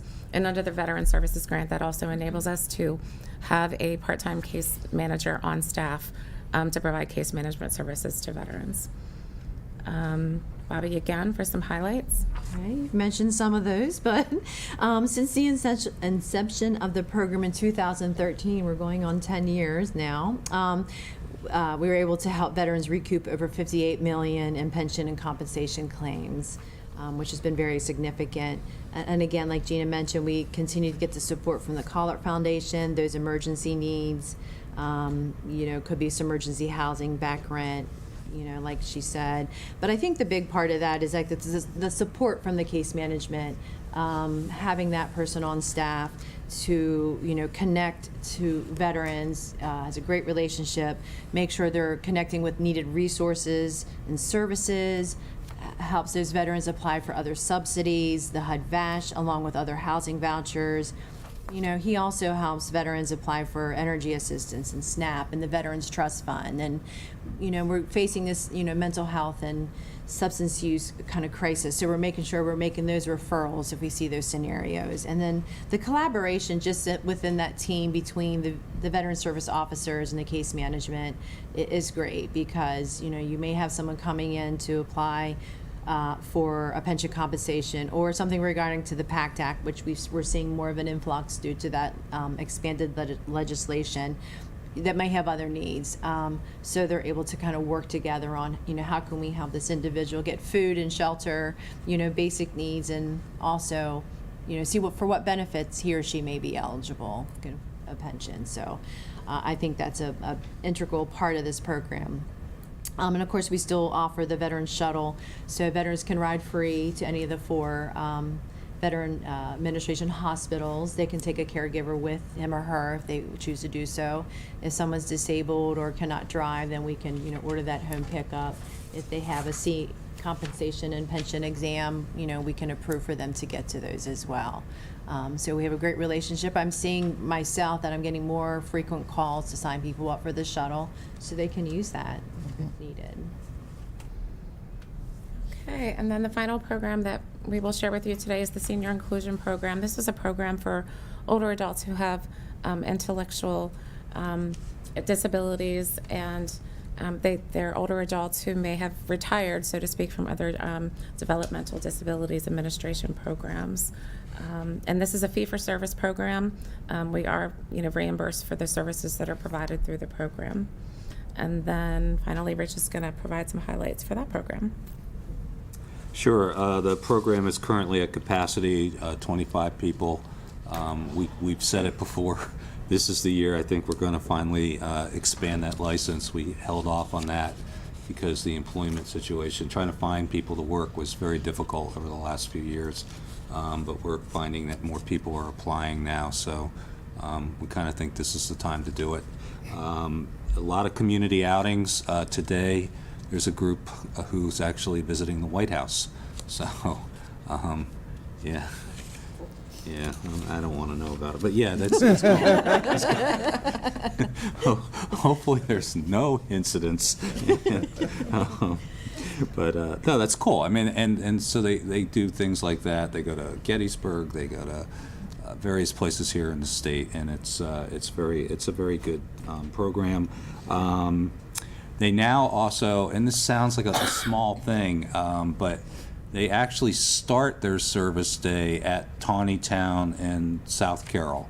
And to get that to happen meant that we had to really work hard, not just with Carroll Transit, and I will say that Crystal and that group were very good at working with us, but also the residential facilities or caregivers had to amend their schedules a little bit because Crystal had to amend her schedules for the vehicle, for Carroll Transit, and it's worked well. And so that was our whole goal, was to try to get people to be able to start their day closer to home instead of just coming into Westminster, which was fine, but we wanted to give people that opportunity. And we are transitioning into a new billing system. We currently bill by the day. We will be billing by the hour. And I think we're fairly well positioned for that. We've been tracking the number of hours that we provide service for a few years now, and I think we'll be pretty good and should come out ahead actually a little bit. So that's where the program stands. Okay. And then just the final slide then shows the estimated grant funding of a little over $2.1 million, and then the estimated county funding of a little over $1.5 million. So I know it is a lot of information, but if you have any questions for us, we'd be happy to answer them for you. Most of the county funding is the senior center administration. It's the senior center administration and a few additional staff members. Yeah, Mhm. that's what, okay. Any comments, questions? That was thorough, thank you. A lot of information provided. I think you four all know how I feel about you collectively in the work you do, and highlighting some of this again, I mean, it resonates with me, and it should continue to resonate with the community. So whatever we can do to continue to promote these services in our community, to me, is so important. I mean, the veterans program, is amazing. That's why when people say people are reluctant to go into government, I'm like, are you kidding me? You're serving 800 folks. I mean, that doesn't resonate. What resonates is you're out there, your outreach with the 3 VSOs, with the Veterans Advisory Council, continuing to promote opportunities for our veterans and their families. It's crucial. I mean, it was crucial for me with my dad, for me to ensure that, we're taken care of. It's not this or that, it's an and the community services that are out there should supplement these type of programs, and continue to do that, continue to promote each other. I mean, obviously I'm much closer with the veterans programs just because that's kind of the world I came from. And you're doing such a great job in it. I mean, approximately 800 veterans served annually, with about 11,000, give or take, in the county from the last census. Over $58 million. That should resonate.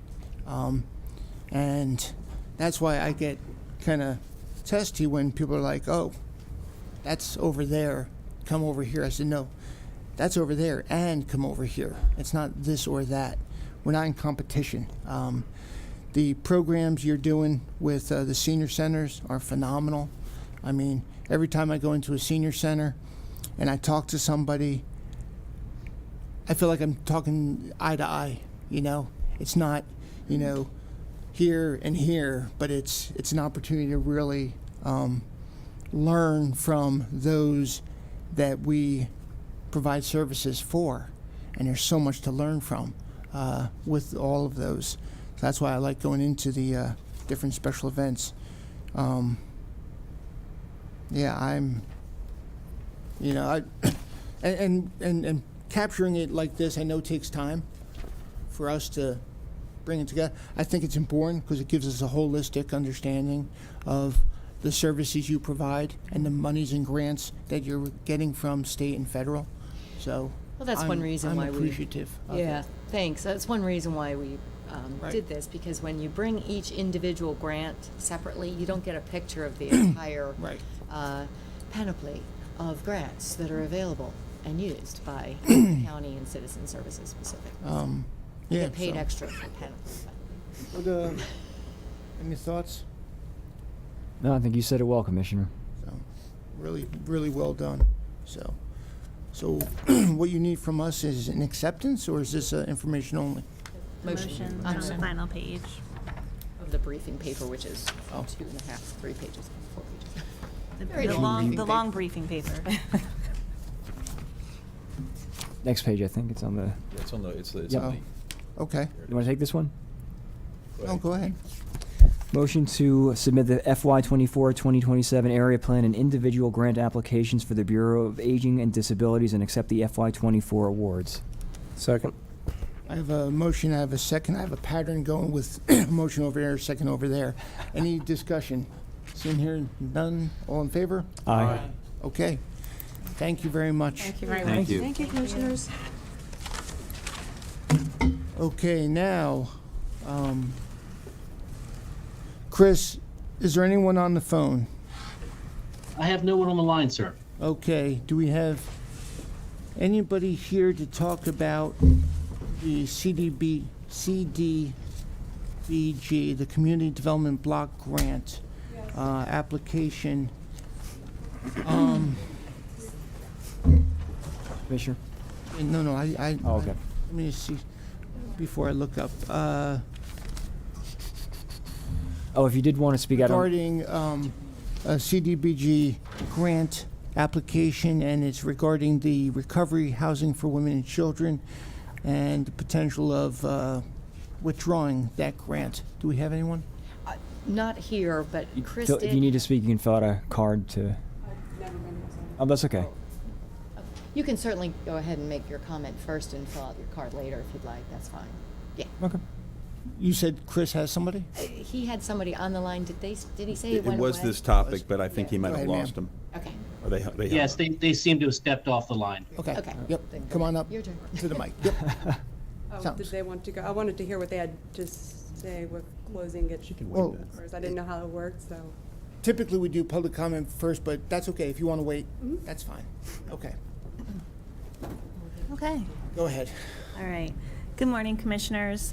Morning. We came before you on April 13th for approval to develop an application for a community development block grant to support a project for recovery housing for women and children, which would be operated by the Westminster Rescue Mission.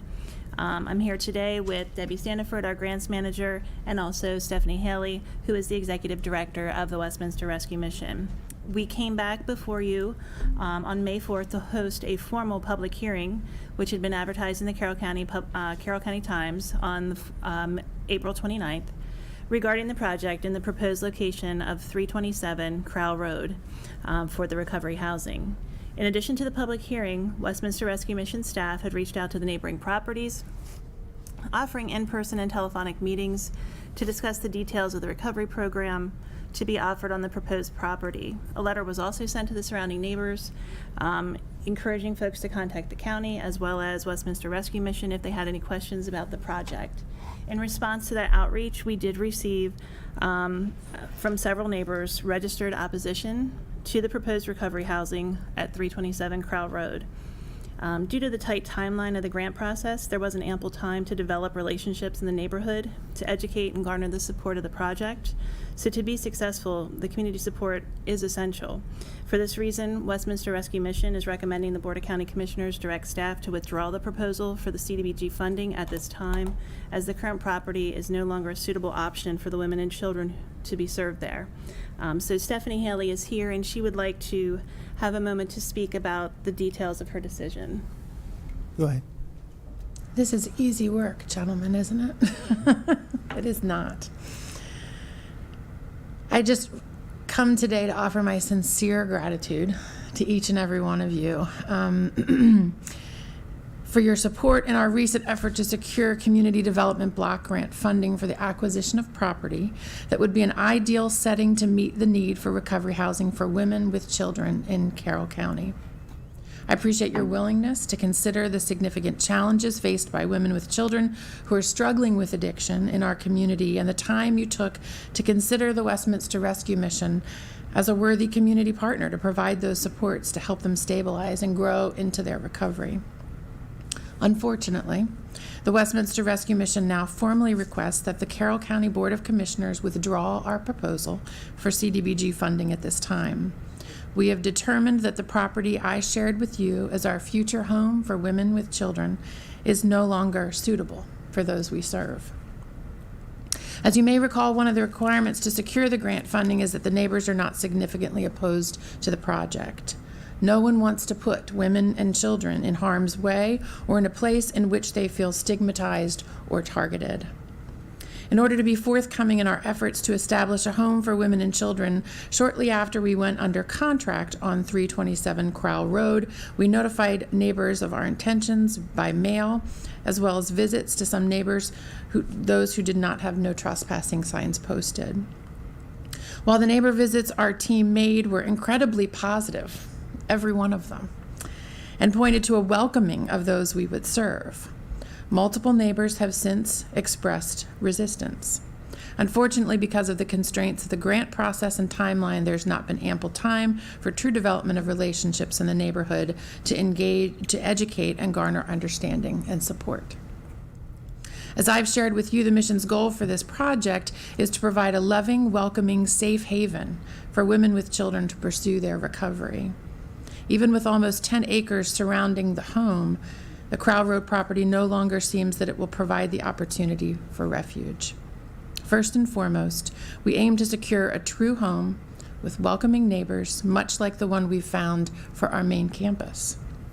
While I have no doubt that we will find the right fit for our home and secure the finances needed to do this critical work at a future time, we recognize that a federal funding opportunity like this one, which allows for the acquisition of real property for recovery housing, without any obligation of matching funds from our community, is a rare and precious thing. Foregoing this funding opportunity will delay the county's ability to provide recovery housing for women and children, since the funding to purchase a property would need to come from other sources, most likely local. Unfortunately, we know that the loss of this opportunity also means that we cannot currently work with the county health department as a potential recipient for the Pregnant Women and Women with Children Recovery Housing Program funds. Although we're saddened by the postponement of addressing this pressing need in Carroll County, we're blessed by incredible support from some folks in our community. I'm grateful, and I celebrate our local partners who champion and embrace the individuals that we serve. Partners like Tammy Black and her team at Access Carroll, the local behavioral health authority at our health department, Sheriff DeWeese, Chief Ledwell, Haven Shoemaker, Garrett Hoover and the team at the Carroll Hospital, Senator Reedy, many, many local church friends who support our work with their time and talents and treasure, neighbors of our missions campus on Luckaball Mill Road who are willing to share their neighborhood and offer their kindness in numerous ways, and future neighbors of our women and children that the mission will serve one day, who will open their arms and demonstrate the kind of love that heals, and of course, all of you. So as we respectfully request that the board withdraw our current proposal, we trust that together we will find a path forward to do this important work. We look forward to working along with you, with Celine and her team at the Department of Citizen Services, with Debbie Stanford, who has been a true partner and advocate for our work with the state. I thank you again for your support, for all that you do to serve the many and varied citizens of Carroll County. And together, I do look forward to serving our most vulnerable. Thank you. Thank you. And well said. Any comments? Just point of clarification before we have the conversation. Public comments. When there was a time when public comments were after, and then there was a concern that, Too late. it was too late. And then we said, okay, let's put public comments forward. And it's been my, I guess, attitude, put them where they fit. So if there is a concern, let's just, we're not so rigid. But that's kind of, where we're at, with the community. So, I mean, we're here to serve the community, so wherever it fits best. But that's why, getting your thoughts. So now, with that said, would you like to make comment now before we have the conversation, ma'am?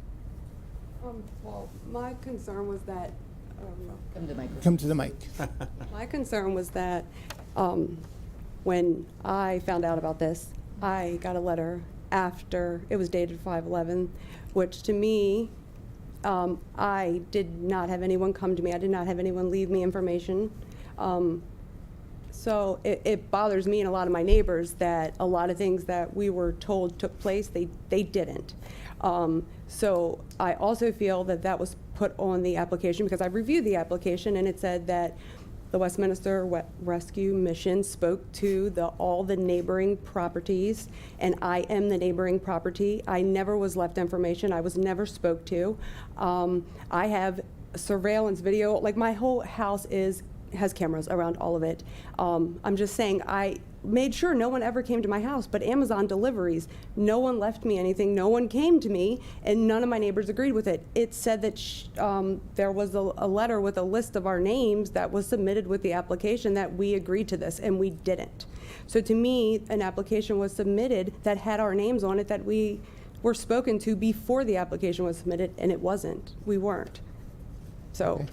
Well, I apologize. Name and address. Your name. 305 Crowell Road, and it's Rebecca Matheny. Okay, thanks, Rebecca. Okay, thanks. If you can, I know you filled out something. If you give to Roberta, that'd be great. And it's one of those things, again, for public comment, that's great. There's no interaction. Now it's the time for us to have the conversation, make a decision, but, it's just one of those things. So, okay, now we're open. I'll just make one quick comment. First of all, I'll address what you had just mentioned, ma'am, earlier. Whether it's Westminster Rescue Mission or the county, we're always struggling with the best way to notify people. It never seems there's a perfect way. As a commissioner, I agree that we all need to do better in that. So that's a tough one with finding out about things or not. And Stephanie, I know your heartfelt commitment to this cause. It's very real. I've experienced it. I've heard you talk about it. I appreciate you coming back to chat with us and being honest about the status of this project. Is Crawl Road a use in common road, or is it a county road? We maintain the road the rest of the Well, Sorry. that's okay. Brian, do you either know or do we know? I don't know off the top of my head. Okay, so because you're asking for a defined. Yeah, so I guess, that's an issue. That's an important issue, though. Sure. I it's been 4 years on the Planning and Zoning Commission. I moved onto a quote-unquote use in common road once, And it got so bad because we Yeah. just didn't have any rules that I moved because of it. I mean, that's the truth. At the time, the county and I think you spent some time on the BZA, Ms. Wyndham. We discouraged use in commons so much every chance we get. So It is a use in common. It is a use in commons. So I think that plays a factor here. Absolutely. Yep. It plays a significant factor, whether there's an HOA or not, or there's some agreements between neighbors on how to manage that road. That's a tough one. And I had a concern about that, I think, when we met previously, and I just failed to ask the question. But use in commons going forward are just, I think, going to be very problematic in that regard. And if you live on one, it's great if everybody gets along and agrees on what the rules are. But if they don't, it can get downright ugly. And I've experienced that firsthand. So I just wanted to put that out. But again, it's we are supportive of your efforts, and you know that. I do. Thank you. And I think we need to support your position now to withdraw this. It's a shame because it's a great opportunity for the money.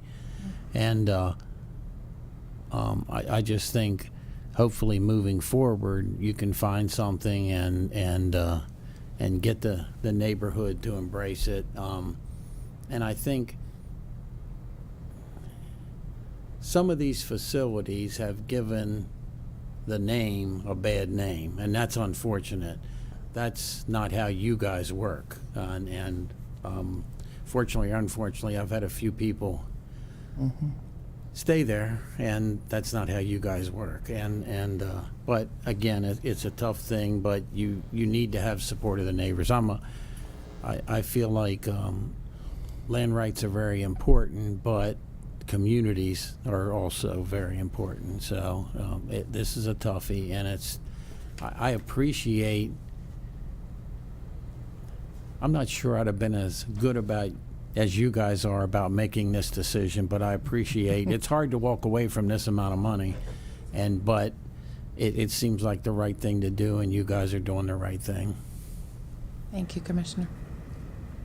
And I will echo what everybody else has said up here. I think it's only a matter of time before the right setting and the right circumstances are reached, and between the community and between the facility itself. And I cannot commend you enough for the work that you do. And if there's anything we can do to help along in any way, please do let us know.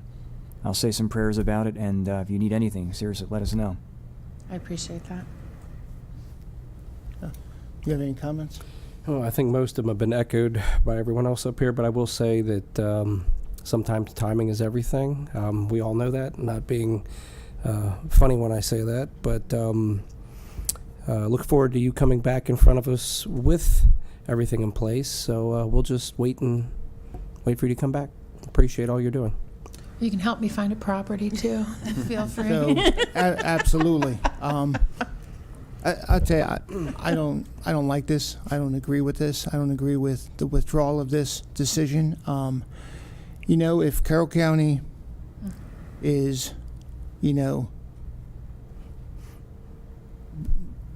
if nobody knows Carroll County like Carroll Countyans, and if we are designed to embrace the challenges with Carroll Countyans, it's unfortunate that we have issues like this, but we are so fortunate and blessed to have resources like you and all those others that you named. And we just went through this with Celine, with all those programs. We embrace the challenges that are in front of us to allow them to become better, members of our community, better family members, to take care of their kids. This is not a blight on our community that we have services like this. This is to me, a resource that should be embraced. By everybody, and say, this is what Carroll County does. We recognize a problem and we come up with a solution. It's unfortunate that sometimes folks don't like change. Sometimes people move into Carroll County and want to be the last person to move into Carroll County and say, I don't want change around me, because of how awesome Carroll County is. But also, part of, I believe, what makes Carroll County so awesome is the services that we provide within our community, and that's exactly what you do. And I've shared this with you. I've been to your place, and it's just, we need it. We need these services. So I don't like this, and I do not agree with withdrawing money for the sake of change that some folks don't appreciate. We need these services. I mean, trust me, I believe we need 10 of you. It's unfortunate that we do, but we're blessed to have you in our community. So I apologize getting a little bit, again, on a pulpit about it, but yeah, I just don't like it. It's unfortunate that we have it, but we're blessed to have you and others like you. So, so with that said, I know the druthers of what you're wanting to do because you don't believe you can get there, and the grant would not be suitable in moving forward. So it's in the best interest of you and others to withdraw the application. Well, I'll make the motion, but I will say I have on good authority that realtors do watch our meetings. So give Stephanie a call. She's the executive director of the Westminster Rescue Mission, and help her out. I know you're watching. And Commissioners, we are in dialogue with the state. There are a couple of rounds of funding coming after this for the same purpose. They loved the application. They reviewed it already, and we're very complimentary of the work that the Rescue Mission does. So we will meet with them next week and see what we can do to move forward from this. Very, very good. Thank you. I move the Board of Commissioners accept Westminster Rescue Mission's recommendation to withdraw the 327 Crawl Road application for FY24 CDBG funding and direct the Westminster Rescue Mission to research other property options with community support if the Westminster Rescue Mission would like the board to consider another application for a recovery housing project. Second. I have a motion, I have a second. Is there further discussion on this? All in favor of that motion? Aye. And I'm against, especially in the principle. So, okay, but 4-1. Thank you. Okay. Have a good Mr. afternoon. Daggett, why don't you come on up here and talk about Rec and Parks? And thank you to I the apologize. public that came out also.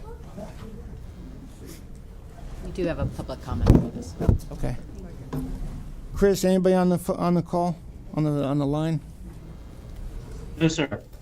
Okay, we have a topic of proposed changes to Chapter 94 for Parks and Rec regarding e-bikes. And we have a public comment? Yes. Okay. Brenda Sensini, if I pronounced it Would you correctly. like to? Yes, come to the microphone. Name's Brenda Sensini. I'm from Knoxville, Maryland, the southern Washington County. I'm formerly from Taylorsville. Okay. I have, this is discussions about how I oppose the e-bikes on multi-use trails in Carroll County. I have, personally, I have over 40 years of trail riding and competition trail riding with over almost 16,000 competition miles. And that means I also have over 20,000 training miles on my horses. I have 2 horses right now. And almost all of this is done on Maryland trails. I belong to 7 nonprofit horse organizations, including national, regional, and state organizations. And I just wanted to ask real quick, is there anybody here on the advisory board that has any equestrian background? Yes. Yes. Okay, good. And everybody that I've met has a horse story, everybody, which is wonderful. Now, why I'm opposed as an equestrian, and hopefully I'm representing my other organizations, there's an issue with the safety, the speed, public ignorance of safety and yielding to horses on trail.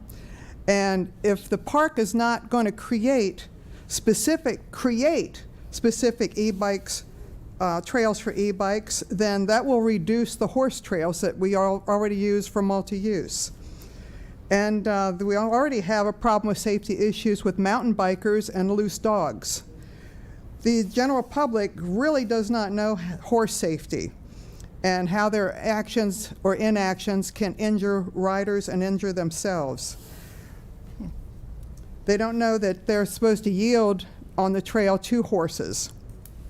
So, and most of the time we yield to the bikers, just if it's a safe, safe to do so. A lot of these trail users are not attentive to nature due to their earbuds or using their phones.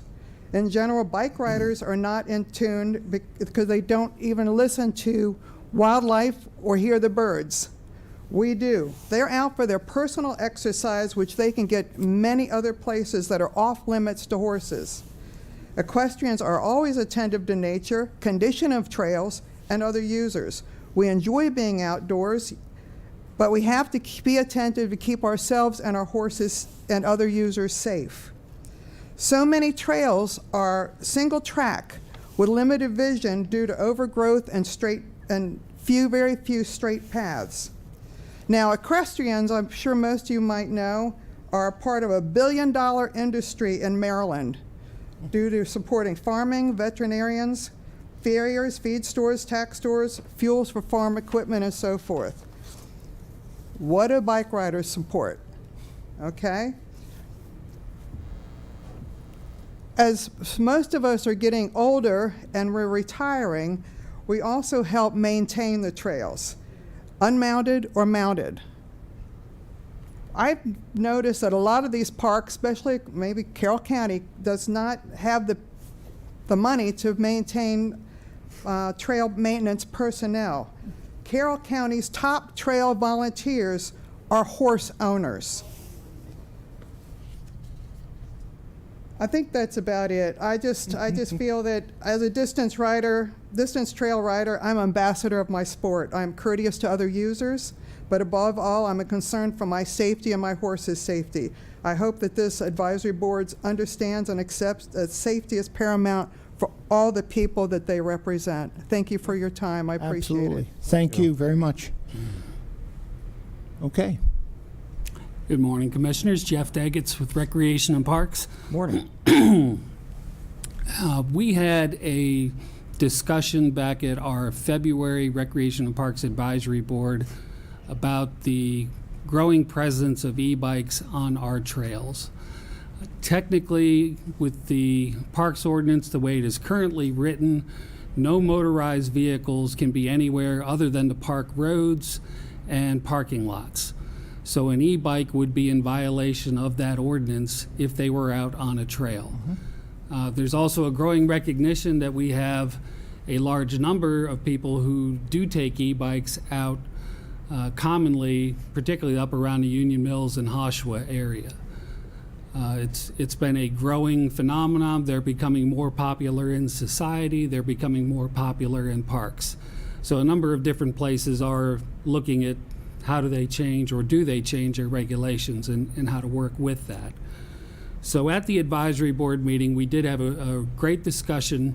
We had about 40 people in attendance at the meeting, and I think we got a really good cross-section of feedback from users of e-bikes, from the equestrian community, from hikers.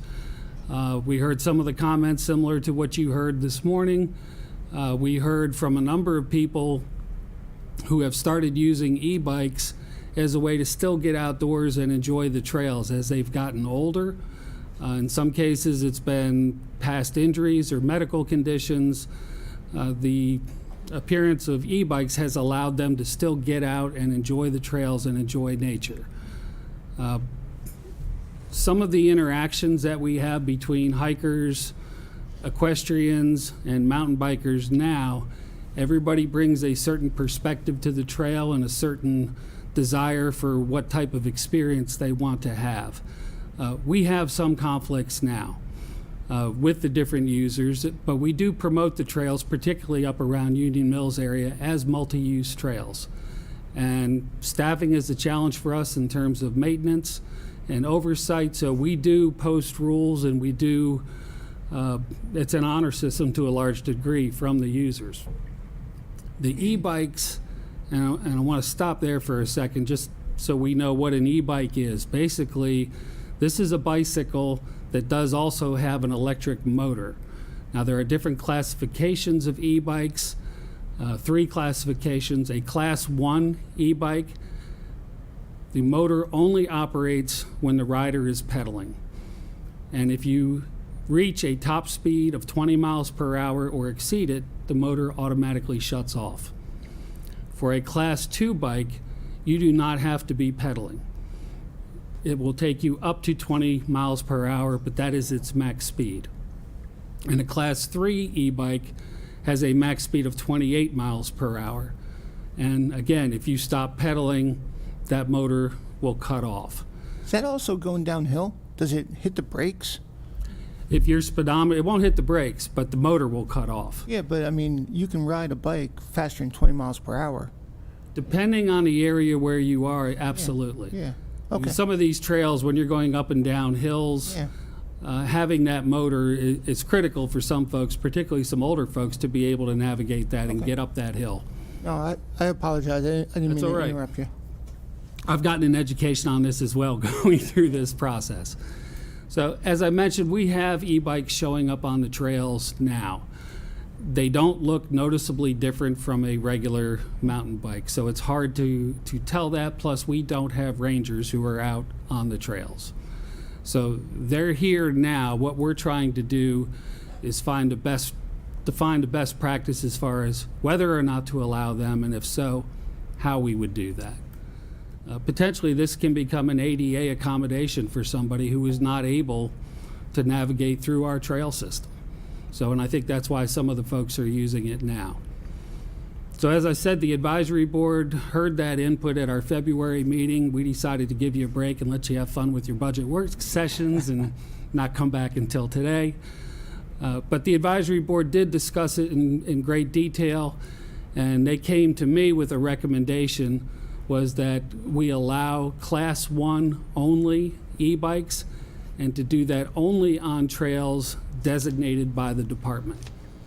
And the reason for that, we have a number of parks that have 6-foot wide walking trails, paved walking trails that are already ADA accessible, hard surface. 6 feet is not very wide. Having e-bikes racing around, or frankly, having adults riding regular bikes around those trails is not recommended. Young children on a bike, it may be a safe place for them to learn how to ride a bike. But really, we're looking at trails like the ones up around Oshawa, around Union Mills, where the e-bikes have become more popular, and I think it would be something that the public would appreciate and enjoy, and I think it can be managed in a way where it doesn't negatively impact the hikers and the equestrian community. So the advisory board made that recommendation. We are in agreement with that recommendation. I have met with the Equestrian Council and I have shared that thought process with them. And if we were to do this, it would require a change in the ordinance. And what we are suggesting is just the addition of a simple statement that would say it would allow Class 1 e-bikes only on designated trails. And then we would educate the public with signage at those locations saying that they are allowed at that site. And today, all you're asking is that this go to a public hearing. Correct. Not this be approved or disapproved. Correct, yes. In order to change the ordinance, there would have to be a public hearing. So our request today is that we have the issue move forward to go to public hearing. And there would be opportunities for yet additional comments at that time. So you mentioned the max speed on a Class 1 is 20 miles per hour. Max speed on a downhill mountain bike is 30. I guess one of my questions, and maybe you can answer this and maybe you can't, you mentioned the limited ability to police things with rangers or whatever at this point. Obviously, signs are nice and they do help, and we try to guide people in the proper direction. I guess my question would be, how would we distinguish between Class 1, Class 2, and Class 3 if someone was riding, say, a Class 3 e-bike on a trail? It is, as I said earlier, largely an honor system, not unlike the dogs on leash. You know, we have that on signs now. We have a lot of people who take dogs off leash in parks, and without having rangers or staff at those parks, it's as much an educational effort as it is regulation. So our hope, which is not a strategy, by the way, our hope is that by having the signage, that will help to educate the public. So if you have people who are considering buying an e-bike and they want to ride at Hoshua, if they see that sign, does that help steer them towards a Class 1 e-bike rather than immediately going to, well, faster must be better, and steer, excuse me, steer them away from maybe a Class 2 or Class 3 e-bike. And going back to the speed for a second, that refers to the engine running. So once you exceed 20 miles per hour, the engine will shut off. Your speed, depending on the size of the hill or your ability, could exceed 20 miles per hour. That could happen now with a regular bike. Oh, no, I'm aware of that. I guess my question... As far as the engine. I guess my question would be, you know, not being difficult about this, but, you know, signs are great. Speed limit signs exist. People still speed. If we were to go forward with this, and I'm not saying we should or we shouldn't, but would we be willing to include something that if someone is breaking the requirement of a Class 1, are we willing to put something in effect to affect that? You mean like a fine? A fine or something, yes, because I don't know, I have safety concerns when you're talking about high speed. I realize you're talking, you know, 6 feet on some of these trails. That's not that wide to begin with.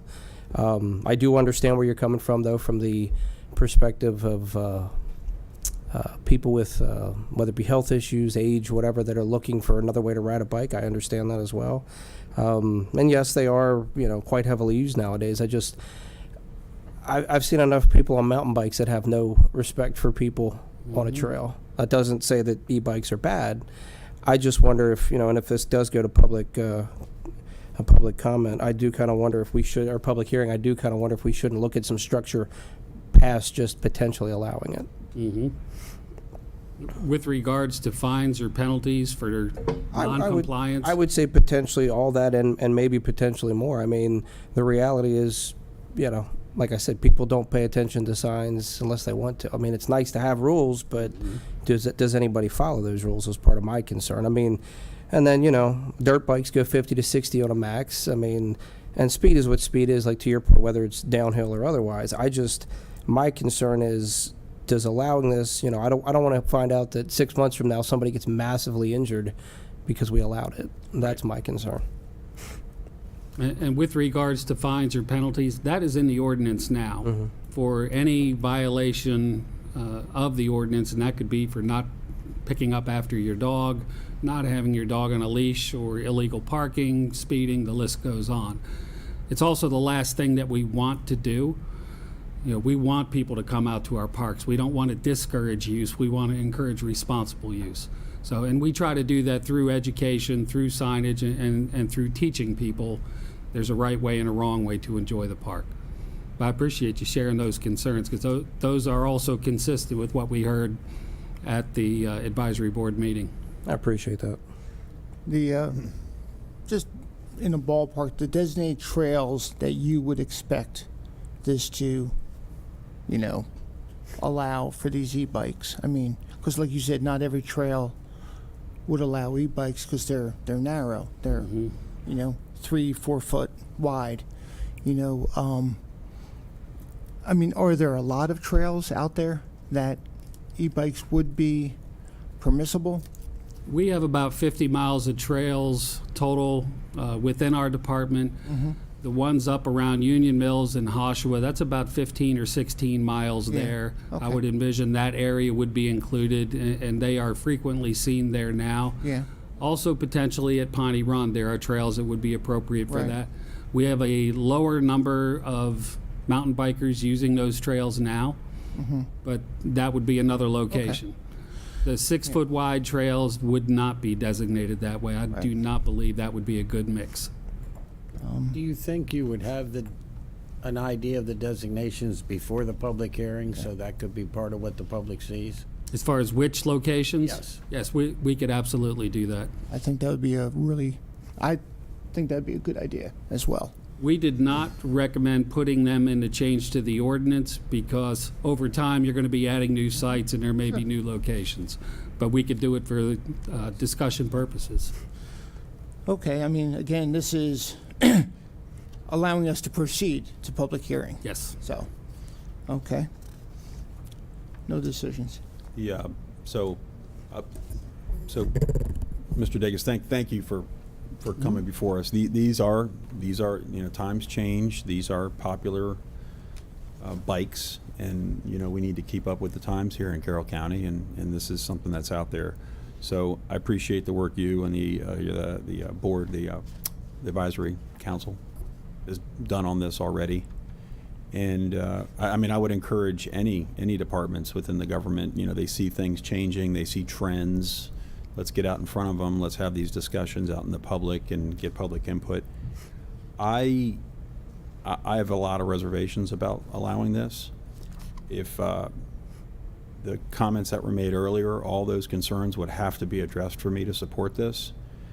But there's also the factor of we'd have to be really careful. I mean, we know how social media works. We know how the internet works. And as soon as people that live outside of the county realize, wow, you can come to Carroll County and drive an e-bike all over the place, you just don't know what the unintended consequences might be. So I'm going to be taking a really hard look at this. At the same time, maybe I'm just old-fashioned, but I just feel like if you go to a park and you can walk or run or, be on a horse or a real bike or a skateboard or whatever it is, you should probably be doing that. But I get it. Things are changing. So again, I appreciate you bringing this forward with us, but I do have like pretty serious reservations about this, and one of them being that we protect those individuals like within the equestrian community and others that are already out there as residents or that live nearby that really care about these trails, as opposed to somebody who just wants to show up from somewhere and get on an e-bike and tear through. I think, because I agree. I think it's obvious. I don't think any of us own e-bikes or have seen them. What's that? They look like fun. Yeah, I mean, is the majority of e-bike owners, and I mean, seniors or those that, like you said, are needing ADA? I think you see a variety. I don't know. It has opened up outdoor recreation to some folks who felt like they could no longer participate. Right. And from a perspective, or looking through the lens of trying to open our parks to as many people as possible, I think that's a positive thing. Yeah. State parks, national parks, Bureau of Land Management, they've all wrestled with these issues as well and allow them to varying degrees. Okay. So it's a common thing that we're all, in this profession, everyone is dealing with. No, it's interesting because, some will look at it as restrictive, others will look at it as, allowancing. So. And we don't want it to be a gateway for motorized vehicles, which then people That's assume correct. can be motorbikes and four-wheelers and everything else that we're already challenged with on some of our trails. Okay. May I make 2 more comments, please? No, ma'am. No, ma'am. What we're suggesting, No, ma'am. suggesting too is Ma'am. that Ma'am. It's okay. Jeff, can I? Because at this time, let's continue the conversation and then get to a motion. I'm sorry, do you want to? No. No, Okay. go ahead. You're So- making a motion. So I think all the concerns and the points that have been brought up are valid. And so I wonder if, it goes to public hearing, is there a way maybe to do this in like a trial phase at one park, just to see how it works out, how it plays out over time? We could do that. And again, as proposed with the change to the ordinance, we could do this one site. If it works well, we could expand on it. If it doesn't work well, it would no longer be designated. So that could be an option. All right, so I think I have a motion then. Go ahead. Motion to direct staff to proceed to a public hearing regarding the proposed amendment to Chapter 94 Parks and Recreation with scrutinous attention paid to safety, enforcement, and individual trail suitability for Class 1 e-bikes as necessary components of that amendment with a trial at one site. Well, great thought, but that would probably be what you'd want to move if After. and when you approve the ordinance. All you're doing is After the sending public- this to public hearing. Well, right, but the point, I guess what I'm getting at is that, if we are going to move this to public hearing, then we want anybody who's going to attend that public hearing to understand that there are certain contextual and parametrical circumstances that we want to be considered in relation to that public hearing. That we're not just saying, where it's a blanket, 1E bike usage policy that we're interested in, but making sure that if it is, if this is going to be coming at us, and we want to make sure that we have concerns addressed through the course of that, if that makes sense. Or am I not making sense? Well, no, it makes sense, but I don't think at this point it needs to be restrictive. What needs to be allowed is for us to go to public hearing, to get all the opinions and discussion, and then from at that point, make a decision on what we want to accomplish through a change in this chapter in the ordinance. But right now, it's just opening an allowance to go to public hearing. That's all. And I think let the department and Develop. their advisory board, they know what's at risk at the public hearing, so let them come up with what they feel are good restrictions, and if it doesn't fly, we may say, no, don't change it. But Well, I certainly take both of those points, and I know that we can alter or change things in the future, but I guess for the sake of concern, that was why I included the extra the amendments to the motion that was recommended to us. But if there is no desire to proceed with something more specific, then I'm happy to withdraw that and make a more general motion without the amendments. Which would sound like what? Well, if I'm not getting a second, I can... you say you didn't get a second, so All right, I'll withdraw. try again. All right, Well, I apologize. Are there any? Yeah, so you did make a motion, and that is fair. Is there a second on that motion? Okay, not hearing a second on that motion. Motion is withdrawn. All right. I move that we direct staff to proceed to a public hearing regarding the proposed amendment to Chapter 94 Parks and Recreation. Second. I apologize. I have a motion, I have a second. Any discussion on this? Can we make an effort, and I don't mind doing it myself, can we make an effort to reach out to the Equestrian Center? Yes. Yes, I've met with the Equestrian Council, and we have discussed this issue.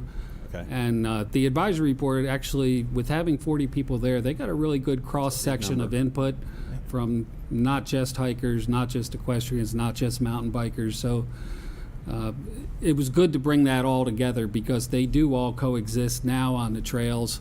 So any sort of change like this is not going to affect just one group. It's going to affect everybody. Right, that is impressive, getting that large number. Okay.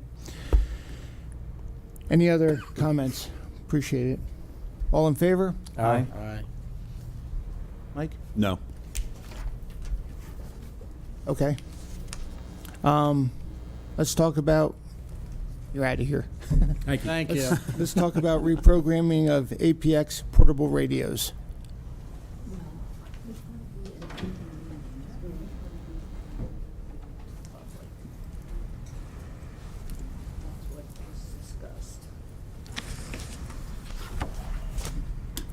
Good morning again. Good morning, Commissioners. everybody. Before we start, for asking your approval, I'd like to introduce our newest buyer to the procurement office, who is Ryan Christensen. Welcome. So hopefully you'll be seeing him. Well, I know you're going to see him another time today. Twice. And then hopefully you'll be seeing him even more. His education is in business administration, so I think he's going to be a great asset to the office.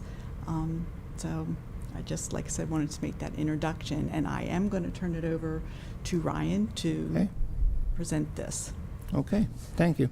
Good morning.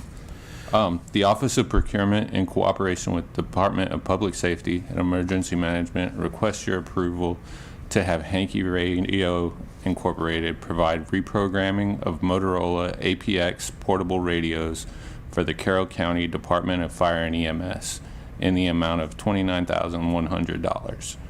Hankey's Radio is an authorized and certified Motorola service station and term contractor with Carroll County. This purchase will be made through FFY 2020 Urban Area Security Initiative grant, and no additional funds should be required. Good morning, Commissioners. Just a little bit of background on this particular proposed purchase.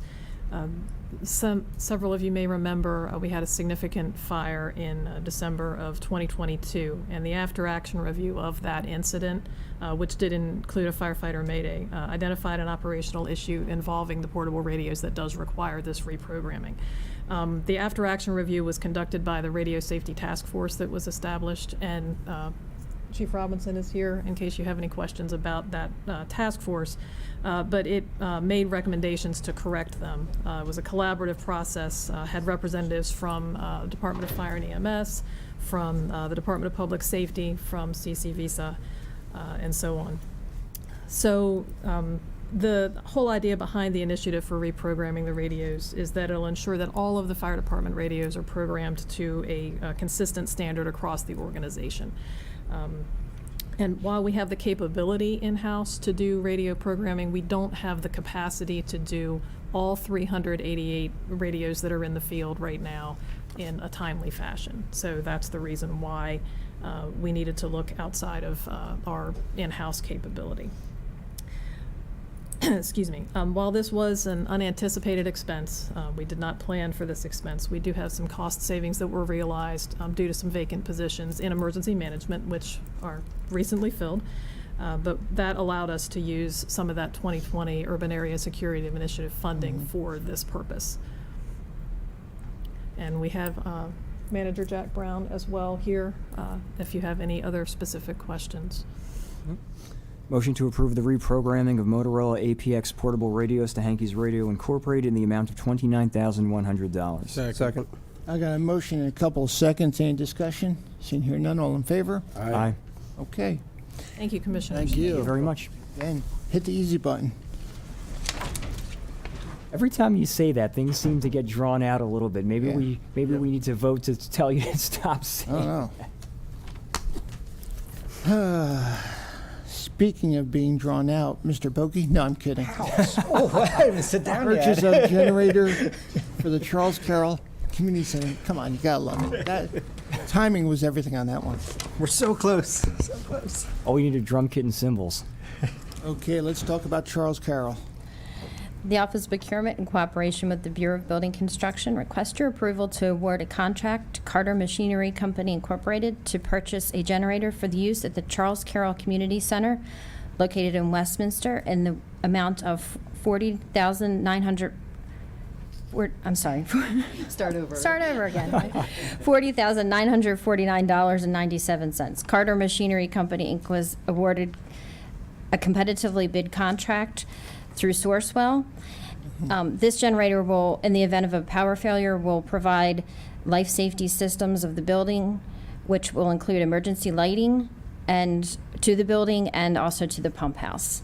This amount is within the adopted budget. And I'll be happy to answer any questions. Okay. Motion to, oh, I'm sorry. I was just gonna say, how are things going on out there? Excellent. A couple more weeks and we'll have a ribbon cutting. I think we're looking at mid-June. Awesome. Okay, yeah. We're working with Get your that on the schedule. calendar. And, yep, we're working with Chris Weinbrenner and getting ready to get the golden scissors out. Outstanding. The generator is needed to just maintain the building safely or keep it open? Maintain it safely.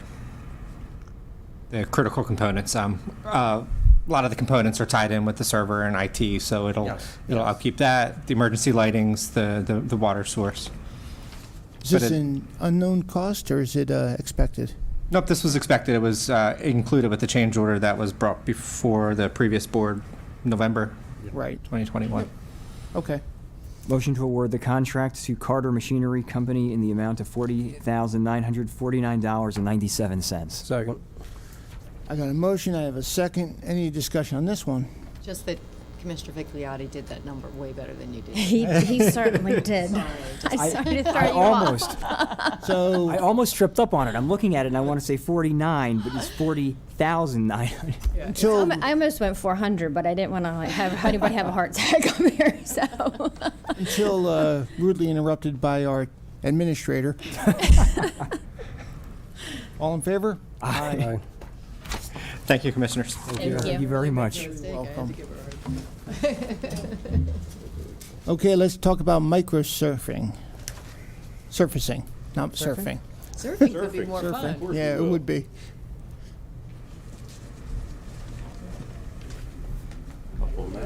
Pictures. Well, these are location maps. Awesome. Nice to meet you. We got a lot of places. No problem. Oh, these are different. They're different ones. You have two different ones. Thank you. I appreciate you following up on Bandy. Yes, sir. So. Oh, Thank you.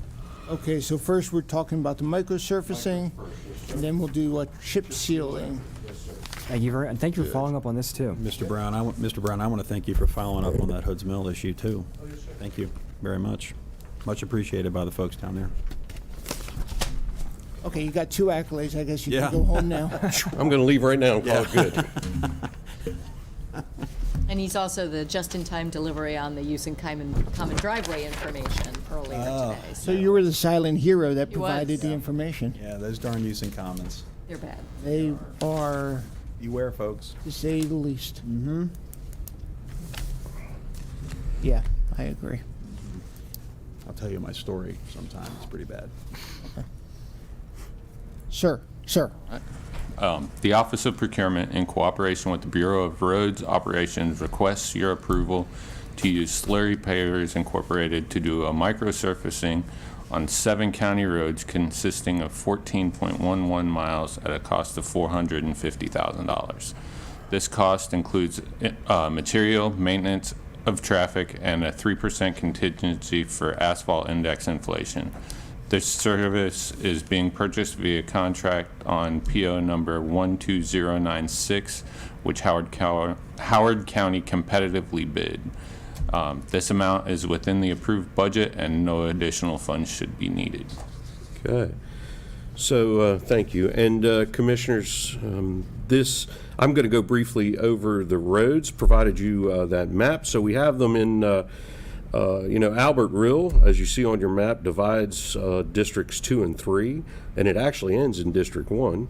Bayshores Mill in District 1, Bear Run Road, District 1, Falls Road, District 2, Harvey Yingling Road, District 1, Niner Road, District 2, and Wakefield Valley. Kathy's going to give you just a bit of an idea of what else we do and what this actually is for microsurfacing. Good morning. Morning.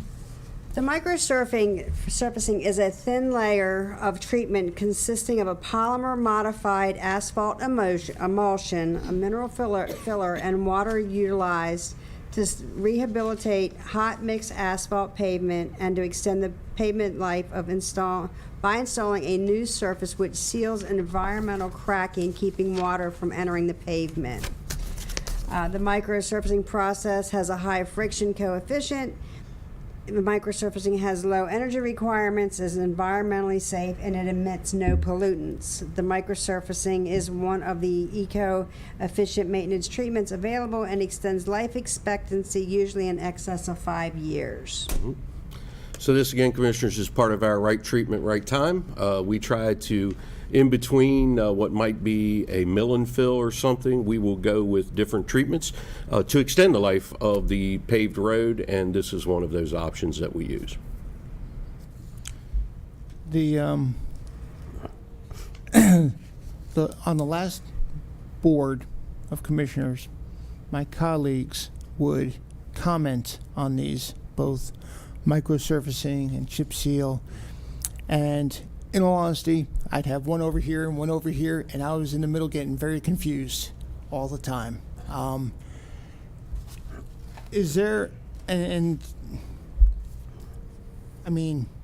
you do one or the other, or is it just advantageous to do one instead of the other?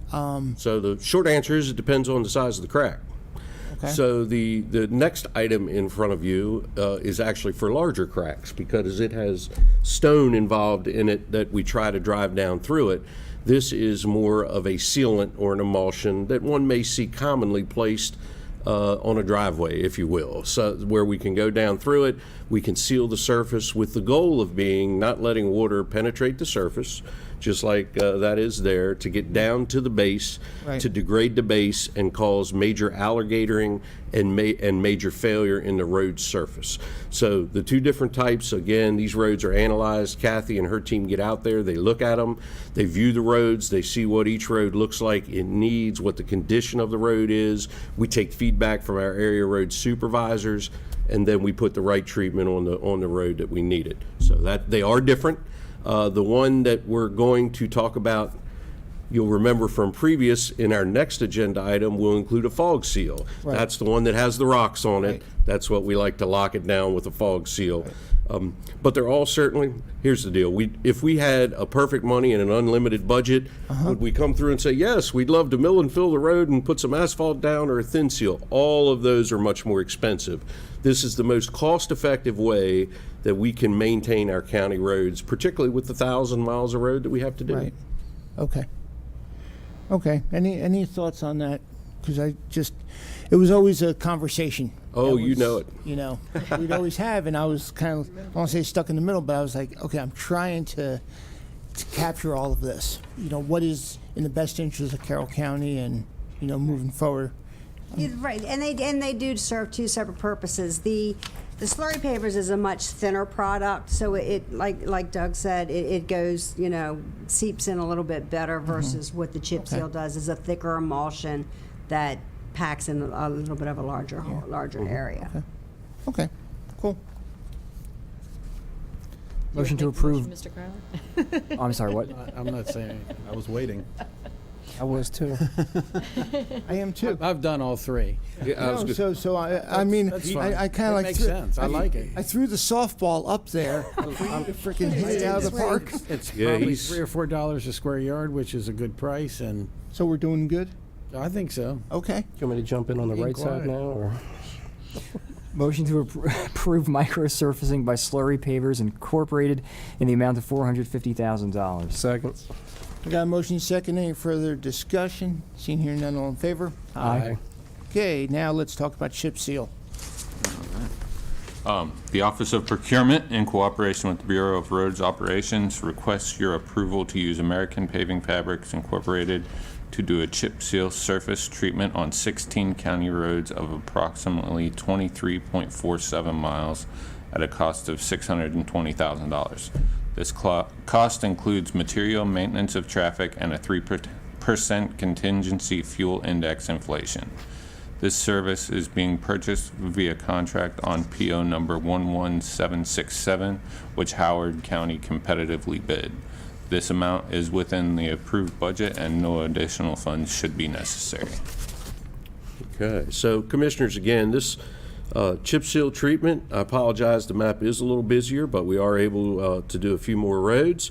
And just for our constituents and customers who are watching at home, Baker Road, District 4, Bert Koontz is in District 1, Cherry Tree Lane, District 5, Cherrytown Road, District 1, Freedom Avenue, 5, Grimville Road, 4, Hoke Road, 1, Cump Station Road, Commissioner District 1, Mount Venice Road, 2, that was Mount Venice Road 1. Then Mount Venice Road number 2 is also in District 2.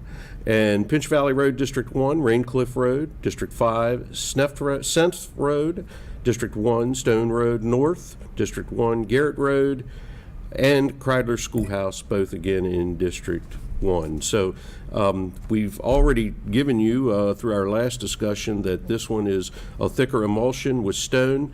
This one does allow the vehicles, there is a time that, and Kathy has prepared, based on your approval, letters go to every customer on every road saying that this is coming. And I would say that communication over the years has been very helpful as regarding phone calls. If we get any phone calls, it will likely be on this one because people will say, hey, are you leaving all these stones on our road? We'll say, no.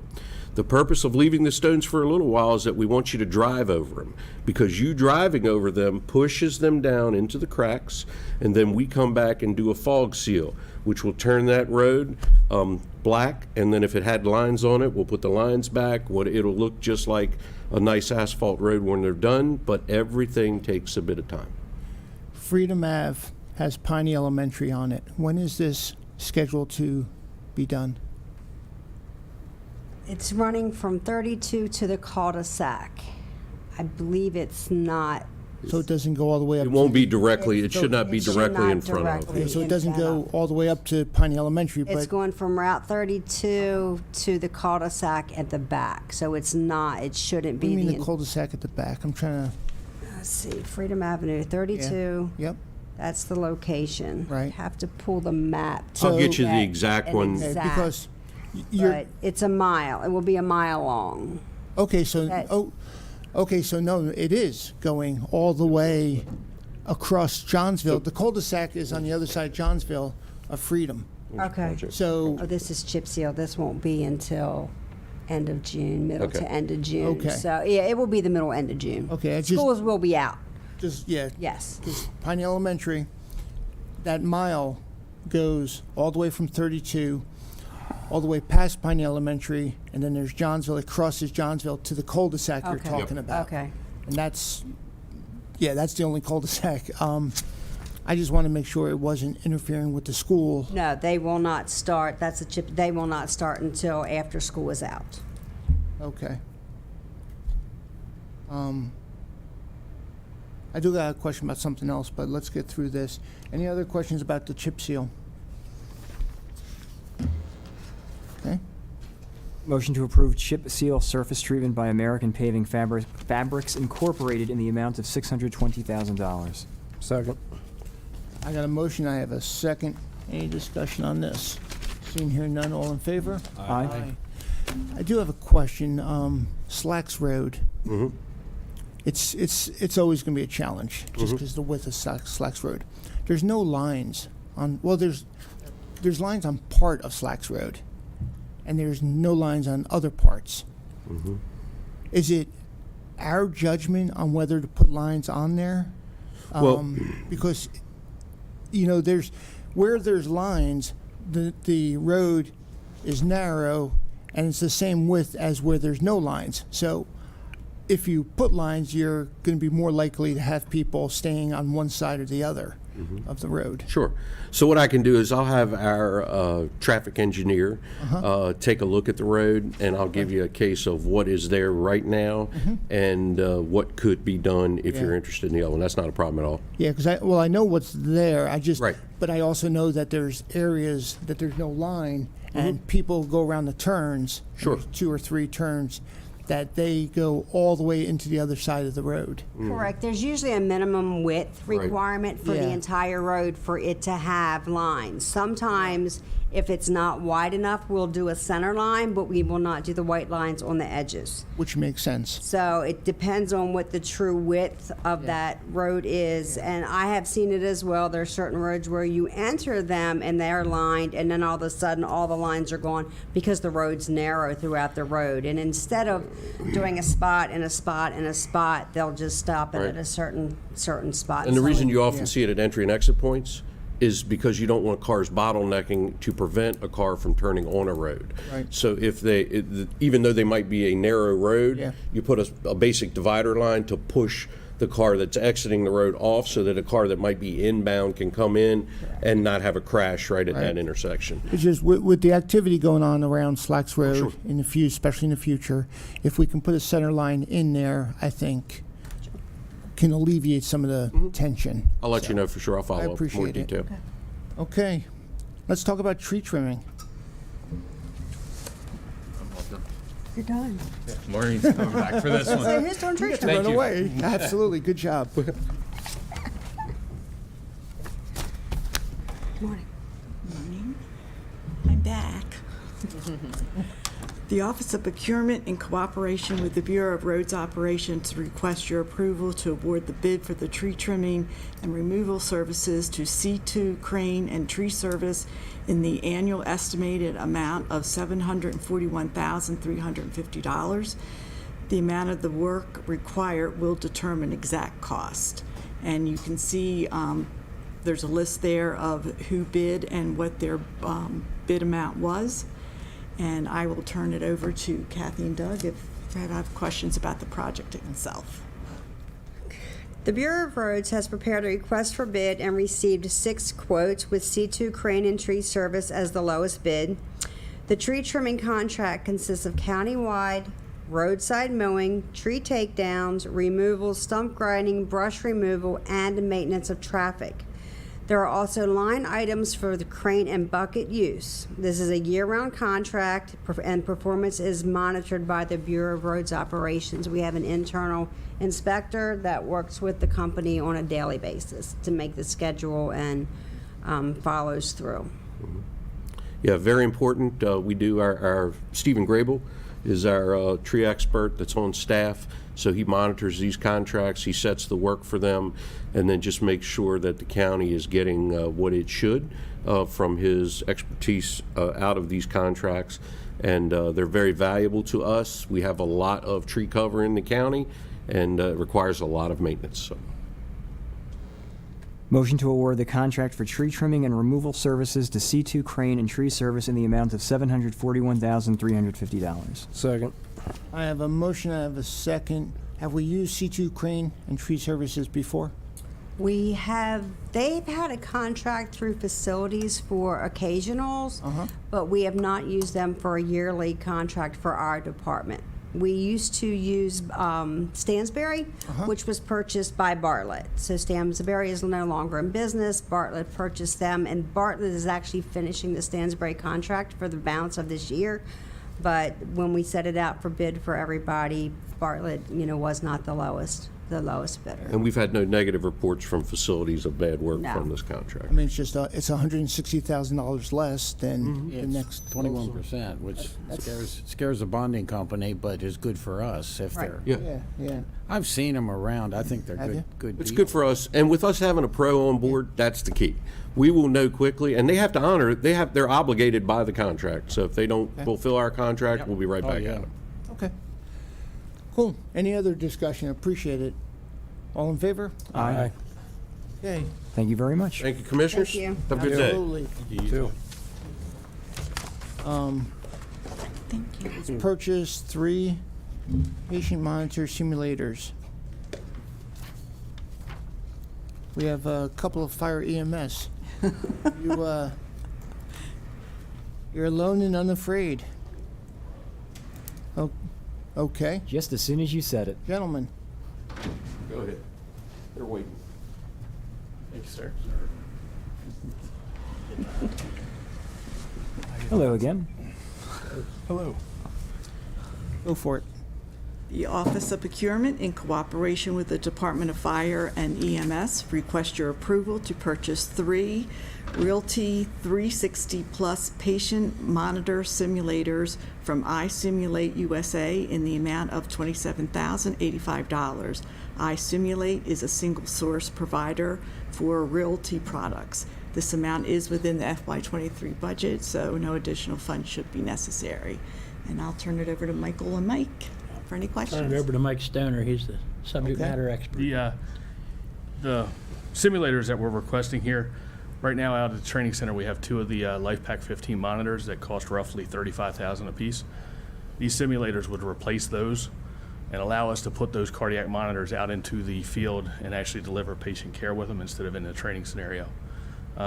These simulators are iPad based, so everything is all fully connected within each other. Have a lifespan of about 8 to 12 years, which is the same as the monitors out there. So this purchase would allow us to maintain the training that we have, also boost the coverage that we're providing in the field to the citizens, and lucky for us, save roughly about $70,000 in the process. That's awesome. Wow. Yeah. Motion to award the purchase of 3 Realty Real One IT. Am I saying it? Real IT? Realty. Realty. Okay, let me. Motion to award the purchase of 3 Realty 360 plus patient monitor simulators from iSimulate USA in the amount of $27,085. Second. Motion second. Any questions? All in favor? Aye. Okay, let's talk about medical instruments. Okay, we are here to request your approval to award the purchase of various medical instruments from Stryker Medical in the amount of $53,351.56. This purchase will be made through a Maryland state contract that was competitively bid. And again, this amount is within the adopted budget. No additional funds should be necessary. And I'll turn it over to Mike. Similar to the other simulators that were out there, the money for this would go towards the modems that have to be installed into those 2 cardiac monitors that we're going to take out of training and put into the field so they're compliant with Maryland protocols. Additionally, as you're aware, on July 1st, we're taking over or transitioning the EMS supplies. This would allow us to build a cache of supplies in case something that was to break or be misplaced or something in the field, that we can immediately replace it so that we don't have any delay in patient care anywhere in the county. Okay. Are these items and the last items fairly available, or are there long lead times, or? Some of the items are a longer lead time than others. Most of them are usually within a couple weeks. So that's why we're keeping just a minimum supply, 1 or 2 of each item on hand, because we can get the others relatively quickly. Okay. Any other questions? I'll move the Board of Commissioners award the purchase of medical instruments from Stryker Medical in the amount of $53,351.56. Second. I have a motion, I have a second. Any discussion? Seeing here none, all in favor? Aye. Thank you very much. Thank you. Absolutely. Roberta, do we have anything for open admin at this time? Chris, is there anyone on the line? Yes, sir. Okay, anybody amongst us for open admin? No, sir. Okay, before we go into closed for land acquisition, we need to go through agendas.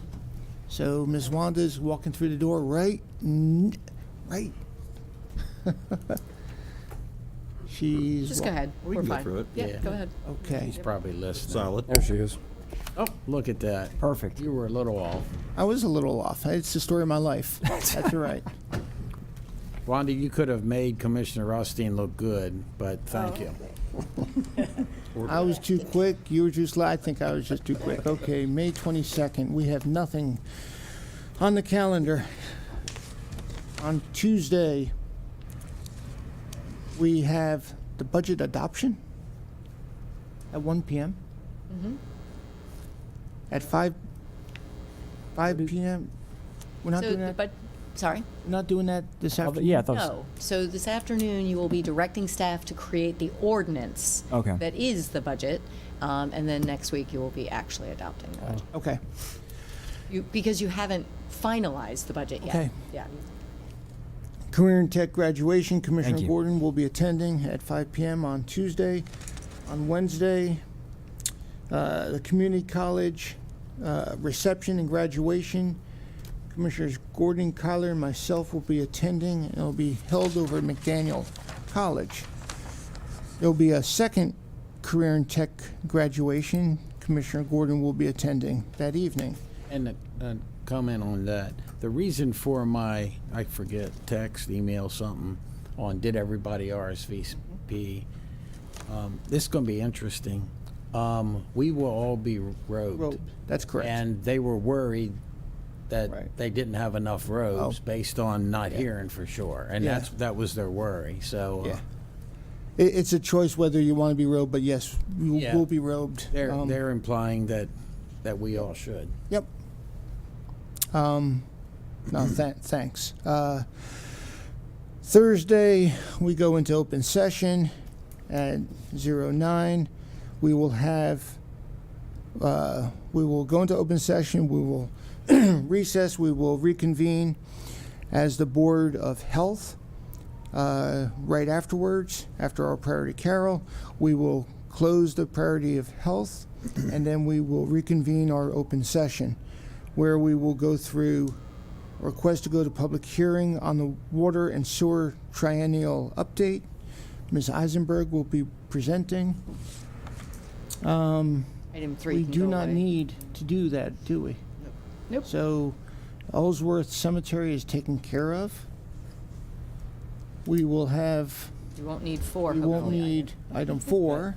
That goes away, right? That's 3 correct. and 4 both are going away. Yeah, 3 and 4 go away. Item 5, which is the CAE Healthcare Simulation Mannequins. Mr. Chief Robinson will be asking for us to purchase, and purchase of a a tank hydraulic pump drive, okay, from DPW, and then a purchase of a T880 roll-off truck, and then we'll talk about upfitting 4 fire EMS vehicles, pipe reline on Valley Vista Court and Center Street, which are both close to the Farm Museum. Then we will go into closed for land acquisition at 4:30 that afternoon. I will be attending the Greater Baltimore Committee event in Baltimore. Friday, Saturday, nothing scheduled. Sunday, I will have the podcast. It is Memorial Day weekend. On Monday, the offices will be closed in observance for Memorial Day. At 9 a.m., the 156th Memorial Day Parade and ceremonies will be conducted in Westminster, and Commissioner Gordon will be marching, I would expect, right? Absolutely. And then Hampstead Memorial Day ceremony, Commissioner Kyler will be talking, I would expect. And then there's a Memorial Day remembrance in Sykesville, and I will be talking, I would expect as well. I thought there's nothing up in Tawnytown? Oh yeah, I have 3. Yeah, so Tawnytown I think is also at 10 o'clock I think, and then I have New Windsor on it's Saturday before this, and then I'll be at Pleasant Valley at I think 12 o'clock on Monday too. Yeah, so if there's other events, I don't know if Commissioner Guerin. There are down in Mount Airy. I'll be attending the ones in Mount Yeah. Airy, but I can forward that information to you. Tuesday, May 30th, nothing scheduled. Wednesday, May 31st, the Board of Elections is doing a recognition, I think, event. Commissioner For their outgoing board. Commissioners Gordon, Kyler, and myself are scheduled to attend. And could you put me down for that too, please, Wanda? And Commissioner Thank you very much. Bigliotti. Thank you. Board of Education Facilities Master Plan Work Session at 4 p.m. I will be attending. And then a Planning and Zoning Commission work session, it will be virtual. Commissioner Gordon will be attending at 6 p.m. Then there's the Gateway graduation, which will be held at the Scott Center of Virginia Community College. Commissioner Kyler is attending. On Thursday, June 1st, we go into open session. Commissioner Guerin's not going to be able to do those remarks, so I don't know if anyone else wanted to. Oh. One of you guys, if you want to do the remarks. Or no, if you don't want. We have time. Just think about it. Well, I don't drink, so maybe that takes me out of the equation. Yeah. What is the issue now? It's that our liquor inspector does an annual retail training to train people who sell liquor in the county as to what you should and shouldn't do. And it's just a welcome. It's just a 2-minute, thank you for attending, appreciate you being here, kind of thing. So I was planning on doing it. Yeah. Oh, I received word from Kathy that you were not able to do it. I don't. Yeah, we might have gotten some wires crossed Okay, there. sorry. Okay. That's okay. I'll I should be unstrike able you to. out.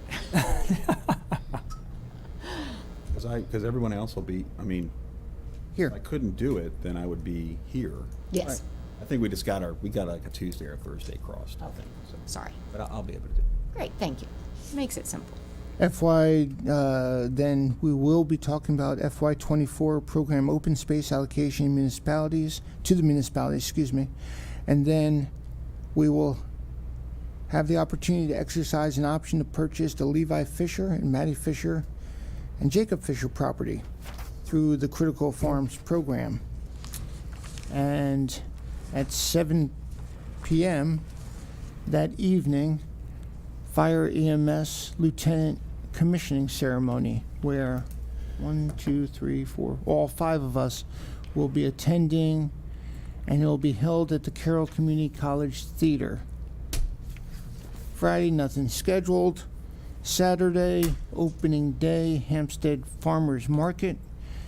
Panther, what is that? I think Panther Drive. On Panther Drive, thank you. Commissioner Kyler will be attending, purchasing food, and feeding us the next week. Commissioner Kyler will have the podcast on June 4th. Is there anything I may have missed? I don't think so. No. Again, nothing for open admin. I need a motion to close and go into closed closed for land acquisition. So moved. Second. Any discussion on that? None. And then I need a motion after closed to go into recess until 1 p.m. So moved. Second. All in favor? Aye. Aye.